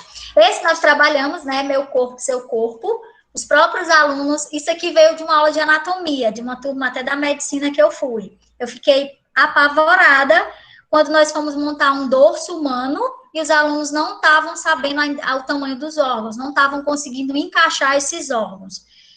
Mas aí eu dou um crédito, porque eram alunos do segundo semestre ainda, né, do segundo bloco, né, didático da medicina, que agora é bloco didático. Então, assim, enfim, né, tinha intestino quase lá no cérebro. Então, a gente teve que criar esse jogo, e esse jogo fez parte da disciplina. Eles construíram o sistema esquelético, eles construíram o bonequinho já com sistema digestório, e assim nós fizemos para todos os sistemas. No caso da educação física, eu sugiro uma atividade para vocês podem fazer o sistema respiratório, né, que é aquele que vocês mais utilizam para trabalhar a questão da respiração. O aluno precisa conhecer que órgãos ele utiliza para realizar uma determinada atividade. Isso facilita a forma dele respirar no jogo, a forma dele produzir a corrida, a forma dele fazer movimentos bruscos. Então, se eu conheço algo que vai me beneficiar em determinada atividade, eu posso produzir aquela atividade com o máximo de qualidade possível. Agora, se eu não conheço, eu vou sair, né, fazendo tudo de qualquer jeito. O Dama em Cores, ele virou agora um tabuleiro gigante. Antes nós tínhamos construído essas almofadinhas em tamanho pequeno, mas agora nós construímos em tamanho um pouco maiorzinho, né? Ela está 40 centímetros por 40 centímetros, em que a gente trabalha cores, memorização, desenho geométrico, organização espacial. Então, outra sugestão para vocês trabalharem aí. Gente, e para a gente finalizar aqui para os jogos, né, digitais, hoje o que eu considero como função de um jogo científico? Ele tem que ter função educativa, ele tem que ter função experimental e tem que ser lúdico, ele tem que ser colorido, ele tem que dar prazer, né? E que sugestões eu dou para vocês produzirem esses jogos? De material atrativo, não pode faltar material, todo mundo que está presente na atividade tem que usufruir de algum jogo, seja ele qual for, tá certo? E eu nunca posso pensar em fazer tipo, eu vou fazer uma equipe em que eu vou deixar 4 fazendo o jogo e 5 com conversando. Não tem ideia. Não dá para funcionar assim. Ou eu trabalho com todo mundo, ou eu não trabalho com ninguém. Então, tentem proporcionar jogos que possam trabalhar com todo mundo. Ah, professora Charlene, então eu vou fazer 10 jogos desse? Não. Você pode, num dia, você tem 10 alunos, 15 alunos. Você pode pegar jogos que têm a mesma similaridade de aprendizado e fazer o que a gente chama de circuito de rotação, tá?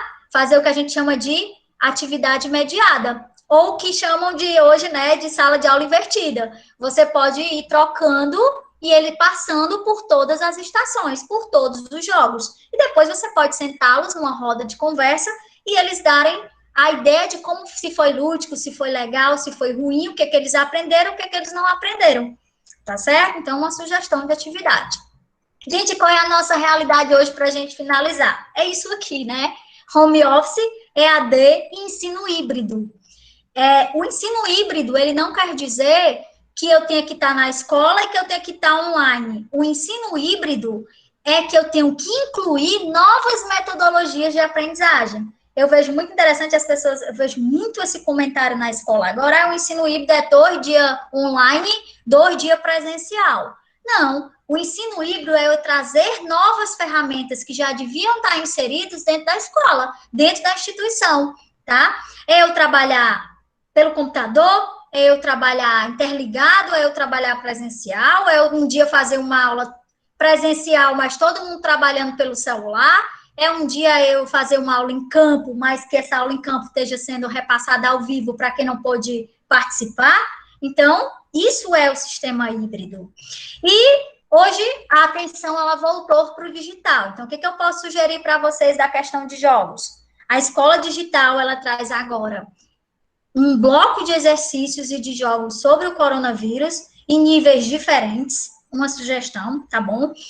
É interessante e é necessário que todos os profissionais de todas as áreas falem sobre esse vírus, falem sobre esse processo pandêmico. É necessário. Isso não ficou só para a medicina, nem ficou só para a biologia. Isso hoje é um trabalho conjunto, né? É o profissional da educação física, é o profissional da matemática, é o profissional da história. Ele precisa parar um momento para falar sobre isso, certo?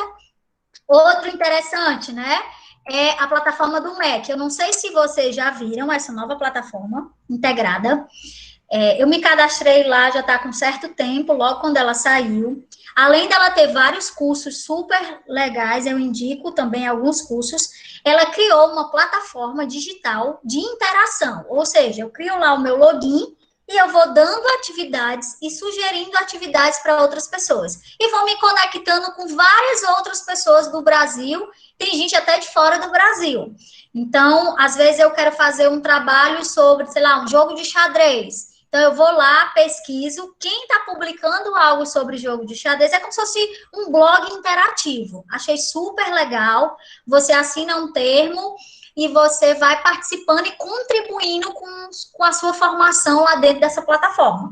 Várias pessoas vão postando, vão deixando materiais de leitura, vão deixando sugestões de atividades, vão deixando sugestões de aplicativos, além de ter vários recursos digitais que você pode baixar para trabalhar com seus alunos ou com qualquer outra pessoa que seja adaptável. Tem material de formação, eu mesmo fiz um curso recentemente sobre aplicativos, eu esqueci o nome do aplicativo, aplicativo Handbook, né? Eu terminei recentemente, mas eu vou fazer de novo, porque eu fiz ele meio corrido, e é um aplicativo em que você constrói, né, aqueles avatares, mas o avatar ele é construído a partir de desenhos que você mesmo cria, não tem um bonequinho lá que você monta não, né? Você mesmo vai produzindo seu avatar. E além de ter vários livros e outras coisas lá que vocês podem, todo mundo está inserido. Então, tem profissionais de todas as áreas aí que estão se cadastrando nessa plataforma. Gente, jogos de ciências. Coloquei aqui uma sugestão, né, lá do escoladigital.aluno, que você também pode se cadastrar. E aí ele vai ter vários jogos, tanto jogos atuais, como jogos de computador, como jogos de videogame, e vários jogos com funções adaptativas para que você possa trabalhar a ciência, para que você possa trabalhar a educação física. O Minecraft agora é o pulo do momento, né? O Minecraft é o jogo, talvez, da atualidade mais usado por professores em plataformas digitais para dar aulas. Então, e aí tem vários níveis do mesmo jogo. Foi alguma sugestão para que vocês possam se cadastrar. Nessa plataforma aqui, também tem a opção para quem quer construir os jogos, ou para quem quer postar os seus jogos. Então, bem legal. E aí você tem um amplo cardápio hoje para trabalhar jogos digitais. Você tem a fábrica de aplicativos, você tem o Webnote, que não é muito usado, você tem o Tringling, que é muito legal, o Padlet, que você trabalha também jogos de cartas, jogos de tabuleiro, tem jogos de vários níveis, né? O Laboratório de Física e Biologia, né, da Universidade Federal da Colômbia, que você consegue fazer aulas, né, online, em tempo real com o laboratório deles. O laboratório deles é muito bom. O Trello, não vou falar muito do Trello, porque eu ainda não tive oportunidade de trabalhar com o Trello, porque eu achei ele um pouco complicadinho, mas é porque eu ainda não li. Mas também é uma sugestão. O Kahoot, né, virou carro-chefe. Mas olhem os demais, né? Vejam o que vocês podem trabalhar com esse cardápio de jogos tecnológicos ou de produção de jogos ou de produção de aulas. E aí, gente, para a gente terminar, né, que eu acho que eu vou deixar aí 10 minutos para vocês falarem, como a gente vai minimizar o nosso aprendizado hoje? É em carrossel, é em forma mesmo digital. Quando lemos, quando ouvimos, quando observamos, quando fazemos, mas principalmente quando ensinamos uns aos outros. Então, nesse momento, um aluno que tem a habilidade de construção de jogos, que tem a habilidade de desenvolver jogos, que tem a habilidade de desenvolver conceito científico a partir de jogos, ele mais do que ninguém tem que estar conectado com os demais colegas, tá certo? Esse é um momento chave. E aí, hoje, nós temos um binômio fundamental para o desenvolvimento de ciência e jogos: o corpo e a alma do ensino. Hoje, o corpo é as tecnologias e a alma são as metodologias. Então, você vai ter N metodologias para trabalhar, mas hoje estão disponibilizando tecnologia para a gente, das mais diversas, desde que a gente saiba usar na aplicabilidade. Então, o Science in Education, ele diz assim para a gente, tá? Destaca-se o declínio no interesse de jovens pela ciência e matemática. O declínio desse interesse é atribuído principalmente pela maneira que a ciência é ensinada no ensino fundamental e médio. Segundo o documento, uma das principais razões é o despreparo de professores para o ensino fundamental, para abordar temas científicos, tornando o assunto enfadonho através de aulas denominadas shake and talk, cuspe e giz. Eu gostei dessa declaração no documento, porque tornando a memorização mais importante que o entendimento.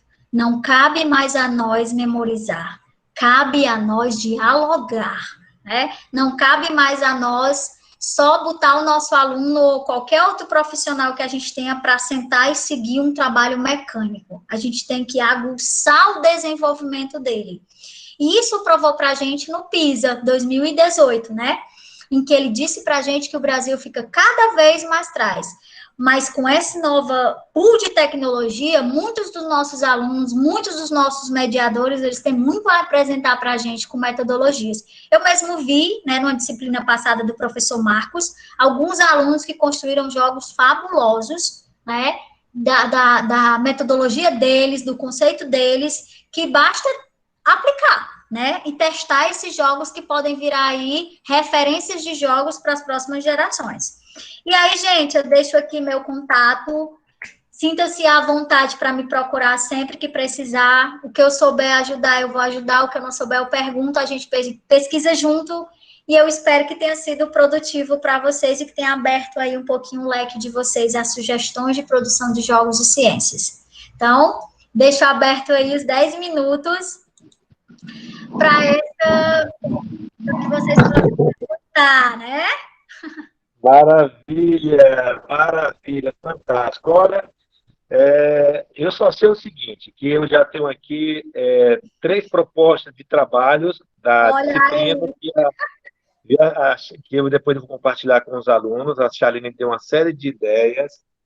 Vou aproveitar um monte das ideias compartilhadas com ela para que vocês possam gerar produtos lúdicos nas disciplinas. e vocês vão usar vários caminhos diferenciados, desde a produção de PPT, certo? Desde a construção de um app, que vocês vão ter uma aula sobre isso, e também produtos lúdicos, fazendo essa relação com vários eixos, que aí depois eu vou determinar como isso poderia ser aplicado como resultado de um produto lúdico e resultado avaliativo. Mas vamos lá. Professor Marcos, publica esses produtos lúdicos lá na plataforma do MEC, muita gente vai seguir, vai reaproveitar, vai... Eu mesmo estou postando umas coisinhas lá, estou reorganizando, né? Já tem gente me perguntando, já tem gente me dando sugestão de como adaptar. Né? Já recebi até uma adaptação para o Braille de uma das atividades. E nós já temos vários, só o jogo do Tio Guero, que os meninos produziram, resultado do jogo cooperativo. Lá no canal YouTube do Célula tem um monte de material produzido pelos nossos alunos. Né? Muito legal, muito legal. Vamos lá, pessoal. Então, vamos abrir rapidinho essas perguntas. Uma rica e ótima aula, como sempre, suas participações, oferecendo várias oportunidades multidisciplinares do trabalho. Aqui o Francisco Mateus falando sobre isso. Alguém gosta de fazer alguma pergunta, Charline? Gente, você não está assistindo a Bibi, pelo amor de Deus. Eu não acredito que depois de uma aula com quase 1h30 de conteúdo, vocês não tenham nada a perguntar. Até porque a Charline ela vai ser a mola propulsora de atividades que eu vou propor para vocês. Então, eu vou também, depois da Charline, eu vou deixar o contato dela, depois eu queria que ela enviasse esse material para eu mandar via WhatsApp, depois eu encaminho para vocês.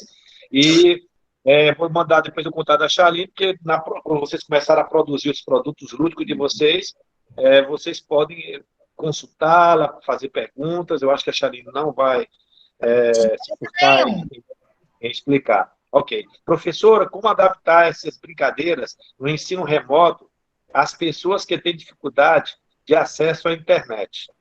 Pronto, gostei da pergunta. Gente, o que a gente pode fazer com relação a essa questão da dificuldade da internet, tá bom? O que eu sugiro que vocês possam fazer?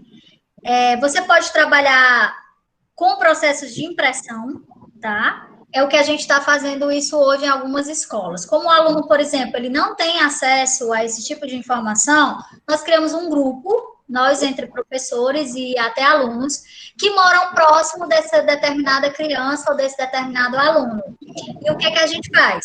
A gente transfere esses jogos para o papel, tá certo? E o aluno vai construir a resposta do jogo, ou como ele fez, através de desenho ou através de experimentação, e ele devolve esse papel. Então, a gente chama de correio físico. É aquele aluno que pode levar esse material até ele, já que ele não tem acesso à internet. E o que esse aluno faz também? A gente manda uma planilha que o próprio aluno preenche, só um papelzinho assim. Se a gente vê que a condição do aluno, ela não tem para trabalhar esse material, o que nós fazemos? Nós criamos uma corrente de doação de material reciclado, e aí a gente monta um kit lúdico e a gente pega até esse aluno para que ele possa produzir. Tipo, o que ele vai precisar para trabalhar, por exemplo, o jogo de xadrez na lúdica? Ele vai precisar de tecido colorido, ele vai precisar de papel, de canetinha. Então, a gente entrega o que a gente chama de sacola lúdica científica. Dentro vai os materiais que ele pode adaptar e fazer. Quando o coleguinha sempre vai passar lá, a gente vai dar um prazo, geralmente de 10 dias, e aí o colega passa e recolhe o trabalho dele e leva até nós. Ou a gente mesmo recolhe. Infelizmente, nesse momento, a gente tem que se reinventar. Então, a gente criou essa estratégia. E também, Charline, a gente pode criar plataformas streaming, canais, atividades assim, gravadas, desenvolvidas, e depois não pode ser, em alguma situação, ir para algum local, algum espaço onde ele possa ter acesso a essa informação, através de diferentes plataformas, e vai lá estar disponibilizado durante todo o tempo e dando um tempo adequado para que esse aluno possa dar resposta à demanda gerada pela escola, gerada pelo professor, gerada pelo... Nós temos uma equipe, né? Assim, a gente sempre se juntou vários professores e a gente dá sempre uma olhada na comunidade. Às vezes a comunidade tem uma associação, a associação tem uma televisão. A gente já chegou até a comprar, né, do nosso próprio bolso pendrives, né? A gente comprou um computador usado para uma determinada comunidade, né, e doou, para que eles pudessem ver, né? Aí a moça da biblioteca, ela abre a associação uma vez por semana e organiza os alunos para irem até lá para ver esse material também dessa forma, né? Síncrona e assíncrona a gente vai trabalhando. Mas, gente, a gente tem que criar as mais possíveis estratégias nesse momento. Até porque nós estamos online, mas para eu estar aqui online com vocês, para o professor Marcos estar online com vocês, para vocês estarem online com nós, a gente teve que disponibilizar de um computador, de uma internet banda larga, e a gente ainda sabe que essa realidade ela é muito surreal para muitos dos nossos estudantes. Então, a gente vai criando as mais... E aí, às vezes, a gente já marcou até dia de sábado, às vezes a gente vai na comunidade, se encontra e monta com eles em oficinas, né, agendadas de acordo com o protocolo de segurança. Então, a gente vai se adaptando da medida que dá. Então, é uma sugestão. Maravilha. Outra coisa aí. É bastante interessante a questão da adaptação da criatividade em relação aos jogos e brincadeiras, que já são conhecidos, tipo dentro da amarelinha, as diversas possibilidades educativas de uso dos jogos. Isso talvez não é inventar a roda, né? Mas é você recriar as experiências lúdicas já desenvolvidas pelos nossos antepassados, nossos ancestrais, por outros profissionais, e o mais importante é a aplicabilidade desses jogos e como, através da aplicação desses jogos, determinados conteúdos podem ser aproximados e aprendidos no processo de adaptabilidade, né? Então, de transformação, de replicagem. Não é que a gente está fazendo uma coisa errada, mas a gente pode, simplesmente no jogo da amarelinha, discutir diferentes conceitos, como foi falado pela professora Charlene. A professora de educação física cria uma situação dos fundamentos do futebol de salão através de brincadeira de palito, de desenhos gráficos e depois conexões com palitos coloridos. Daí puxa para o de matemática, puxa para o de física, puxa para o de biologia. Então, essa conexão interdisciplinar e multidisciplinar dentro da escola acaba provocando nos sujeitos, né, nas crianças, nos alunos, um repertório de riqueza intelectual inimaginável, né? Porque a criança, puxa vida, eu nunca pensei que um simples palito de dente ou talvez um palito de picolé, através de um desenho gráfico em um papel em folha branca, pudesse alavancar uma série de conhecimentos de outras disciplinas, como a matemática, a biologia, a história, etc. Então, essa capacidade da gente transformar coisas simples, ideia já existente no repertório da humanidade, e que esses repertórios, essas ideias existentes no repositório da humanidade, eles devem ser revisitados e restaurados e reconstruídos constantemente. E essas ideias, essas ideias que estão no repositório, elas talvez sejam mais, em algumas situações, elas vão ser altamente impactantes e relevantes nesse período da história humana. Então, quantas ideias não estão aí nesse repositório da história da humanidade? Quantas milhões de ideias não estão aí que a gente não pode se apropriar e trazer para o cotidiano, para o chão da escola, para a nossa aprendizagem? Agora, requer da gente estudo, requer da gente pesquisa, informação. Você acha que tudo isso que a Charlene faz foi alguém abre a cabecinha dela e jogou dentro da cabecinha dela? Não, se fosse o Marcos Teodorico me dizendo. A gente vai ter que correr atrás. Então, essas sugestões de site, essas sugestões de plataforma do MEC, tudo isso tem que partir de nós, profissionais, professores. É aí que a grande inovação e a grande diferença dos profissionais, né? Que aí a questão que ela falou sobre o conceito de inovação do início, inovar é fazer diferente aquilo que todo mundo faz igual, constantemente. Então, você pode fazer uma grande diferença, seja nessas novas estratégias de metodologia de ensino, de forma remota, EAD, híbrida, não importa, né? Aulas invertidas, tudo. São experiências riquíssimas, mas requer da gente estudo, pesquisa, conhecimento, se debruçar sobre essas reflexões, dialogar com outros colegas, ver que tem colegas que têm experiências riquíssimas que a gente pode aprender, assimilar. Assim, nós não sabemos de tudo, eu estou aqui vendo a fala da Chaline, toda a fala dela eu aprendo alguma coisa. Sempre eu estou tendo novas ideias, novos insights, novas estratégias, recriando os novos conceitos, novas possibilidades de uso das estratégias ludiformes, né, dentro do campo da educação e fora do campo da educação, né? Então, assim, é muito legal, eu acho que vocês também podem fazer o mesmo. Eu vou dizer uma realidade para vocês, né, que vão ser futuros profissionais da educação física. Até certo tempo, né, eu acredito que o professor pode me corrigir se eu estiver errada, vocês estavam restritos muito às atividades esportivas, né? Geralmente a pessoa, profissional da educação física, vem para as atividades esportivas. E hoje eu posso dizer, não é porque eu estou com vocês aqui não, mas eu vou dizer que eu acho que com muita propriedade do que eu vou dizer. Hoje a gente precisa dos profissionais da educação física. Todas as áreas do conhecimento. Vocês hoje estão inseridos na BNCC, encaixados ali dentro, né, das linguagens e códigos.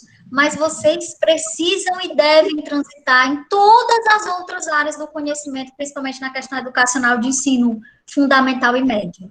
Tá?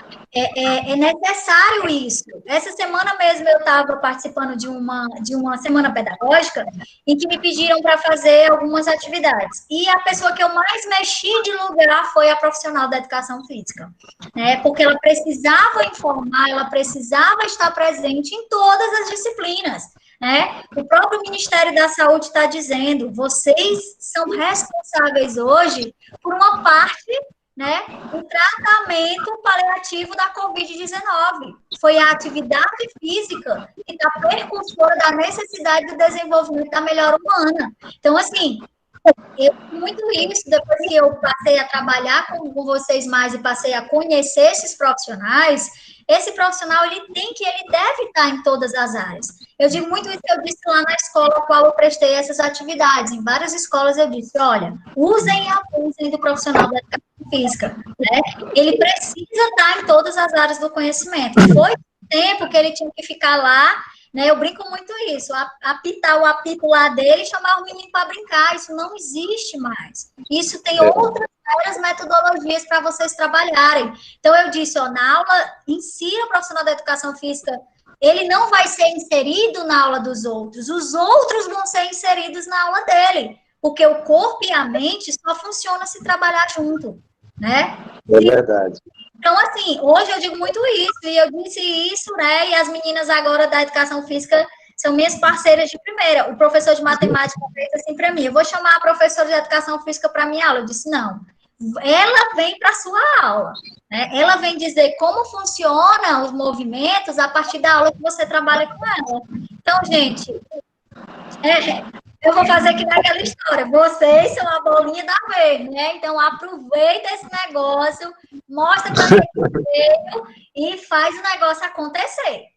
Não maravilha, fica maravilha. Restrito àquele negócio de... Eu sou muito crítica com relação à academia, o professor Marcos já sabe disso, que eu tenho pavor de academia, né? Porque a gente chega na academia, o cara diz assim, 5 não sei o quê, 15 movimentos de 30 de 15, a gente sai com o ácido lático todo dilatado, com dor nas pernas e não volta mais no outro dia. Parece que é de propósito, né? Aí agora, quando eu vou para a academia, eu fico perguntando as coisas, tem um profissional que diz assim, ô menina chata essa mulher, né? Quando eu sento naquela assessora, eu digo assim, mas para que mesmo que isso serve? Aí ele fica, mas eu vou movimentar o quê? Eu vou dilatar o quê? Por que eu tenho que fazer isso repetidamente 15 vezes? O que eu vou ganhar fazendo isso 15 vezes? Aí a pessoa fica com ódio de mim, né? Ninguém quer mais me ajudar na academia. Aí eu vou lá para dança, que aí eu perturbo o professor da dança e aí dá tudo certo. Mas, gente, não dá para... O professor Marcos rir, mas é verdade, viu? Tem gente que... É verdade. Ainda bem que essa falta mais da academia que vem, porque no dia que ela vem, ela fica perguntando as coisas, né? Aí, quando eu cheguei na academia semana passada, agora não falo mais com o professor de educação física. Sai um papelzinho numa maquineta, já com treino lá. Eu digo, sim, cadê o profissional? Aí a pessoa disse... Não tem mais não. Agora é tudo computador. Aí a mulher disse assim, tudo controlado. É Aí a tudo gamificado. aí a mulher disse assim, não, se você tiver dúvida, aí você pergunta a ele. Eu disse, eu já comecei... Ou contrata um personal trainer dentro da academia. Não, aí eu disse assim, ó, eu já cansei, eu já vou perguntar só porque esse papel surgiu aqui, meio ambiente não agradece. Cadê o profissional? Aí ela disse, não, ele tá ali, tem bem 5. Eu disse, pô, ele vai ter 6, porque eu não sei quem foi que inventou esse papel aqui para eu ficar seguindo, eu quero é perguntar. Aí a mulher fica com ódio de mim. Acho que a mulher disse, eu não vejo a hora dessa menina sair dessa academia. Mas, gente, essa é a proposta, essa é a proposta, né? Vocês realmente, a gente precisa de bons profissionais como vocês no mercado. Precisa mesmo. É um conhecimento, assim, muito bom. Não é porque eu estou aqui, não. O professor sabe disso. Eu sempre defendi a categoria. Nunca, não vou fazer faculdade, não, porque eu estava dizendo que eu não quero mais estudar, não. Agora eu quero ganhar só na Mega Sena. Estou brincando. Mas vão com tudo, mas para isso precisa ter conhecimento, né? E aí, como o professor Marcos falou, tem profissional de todo nível no mercado. Aí você tem que escolher quem você quer ser. E aí... O que eu quero ser quando crescer. É isso que eu lasquei, porque eu não cresci pra cantinho. Então é pois isso. Né? Tem alguém mais aí para pergunta? Eu acho que o pessoal até já passamos um pouco do horário, mas eu acho que foi gravada a aula, vai estar disponível. Faltou alguns alunos, eu vou até conversar com isso, que realmente faltou alguns alunos, mas perderam a oportunidade. E dessa aula de hoje a gente vai tirar um monte de conteúdos, legais para trabalhos da disciplina, viu, pessoal? Então, fique a partir da manhã. Eu estou já jogando o primeiro desafio de avaliação de produtos lúdicos com as ideias que foram preconizadas aqui e transferida pela Charline. Então, vai ter um prazo, obviamente, para esses produtos, um trabalho que vai ser feito de forma individual. Vocês vão apresentar esses produtos lúdicos, seja no âmbito digital ou analógico, vão desenvolver tutorial, toda uma roteirização, todo o desenvolvimento do games. Então, bem legal, bem interessante. Nós vamos ter outros professores aí também falando sobre isso, o professor Claudinei, vamos ter o professor Jefferson Torres, vamos ter o pessoal da robótica, lá da Faculdade de Educação, e também o pessoal de Campinas. Tem uma galera muito boa que está vindo aí, e aproveitar a oportunidade desses profissionais maravilhosos, ímpares, que estão ajudando cada vez mais a gente a aprender. E isso é fundamental na formação de um profissional de educação física. Então, se eles querem fazer a diferença, com certeza, essas informações que estão sendo absorvidas, né, numa aula dessa natureza, é de grande importância na formação de qualquer professor. E no profissional de educação física, fica mais evidenciada a relevância e a importância de tudo isso. Muito, muito, muito legal. Muito obrigado, Charline. Eu queria agradecer, né? Eu que agradeço. Eu adorei.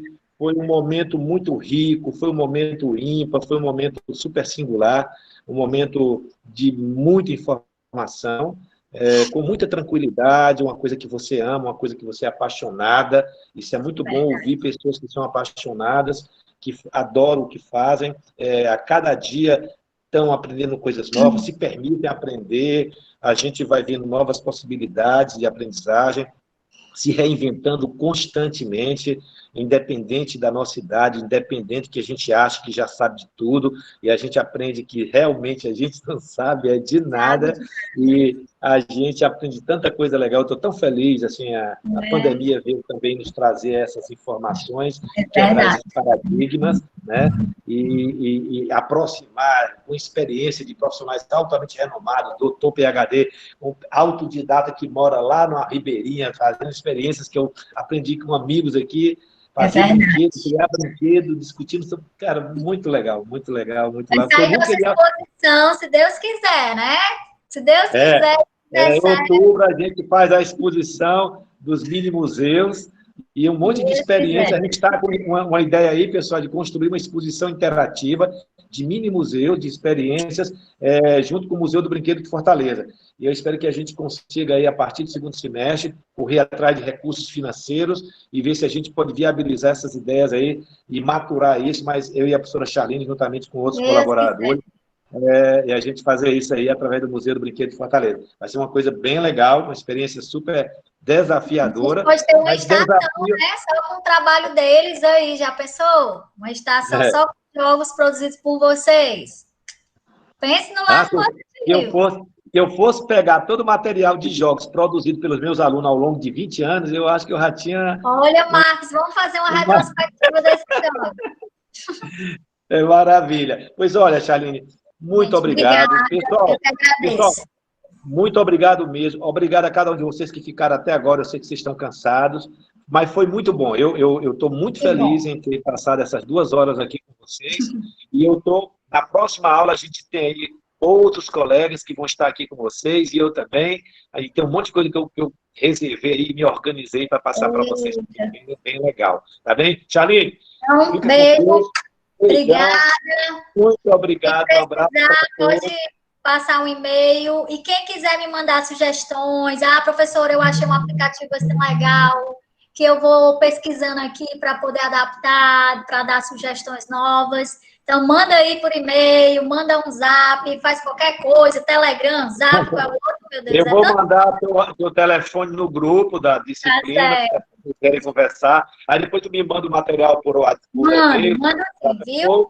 Aí eu vou compartilhar com eles depois, para que eles possam ter acesso à informação também e às reflexões. E também vai estar tudo gravado. Vou mandar para você, tá legal? Mande sim, gente. Sucesso, saúde e vamos que vamos, né? Vamos que vamos. Até a próxima. Até a próxima. Tchau, Charlie. Muito obrigado. Tchau, professor. Eu que agradeço.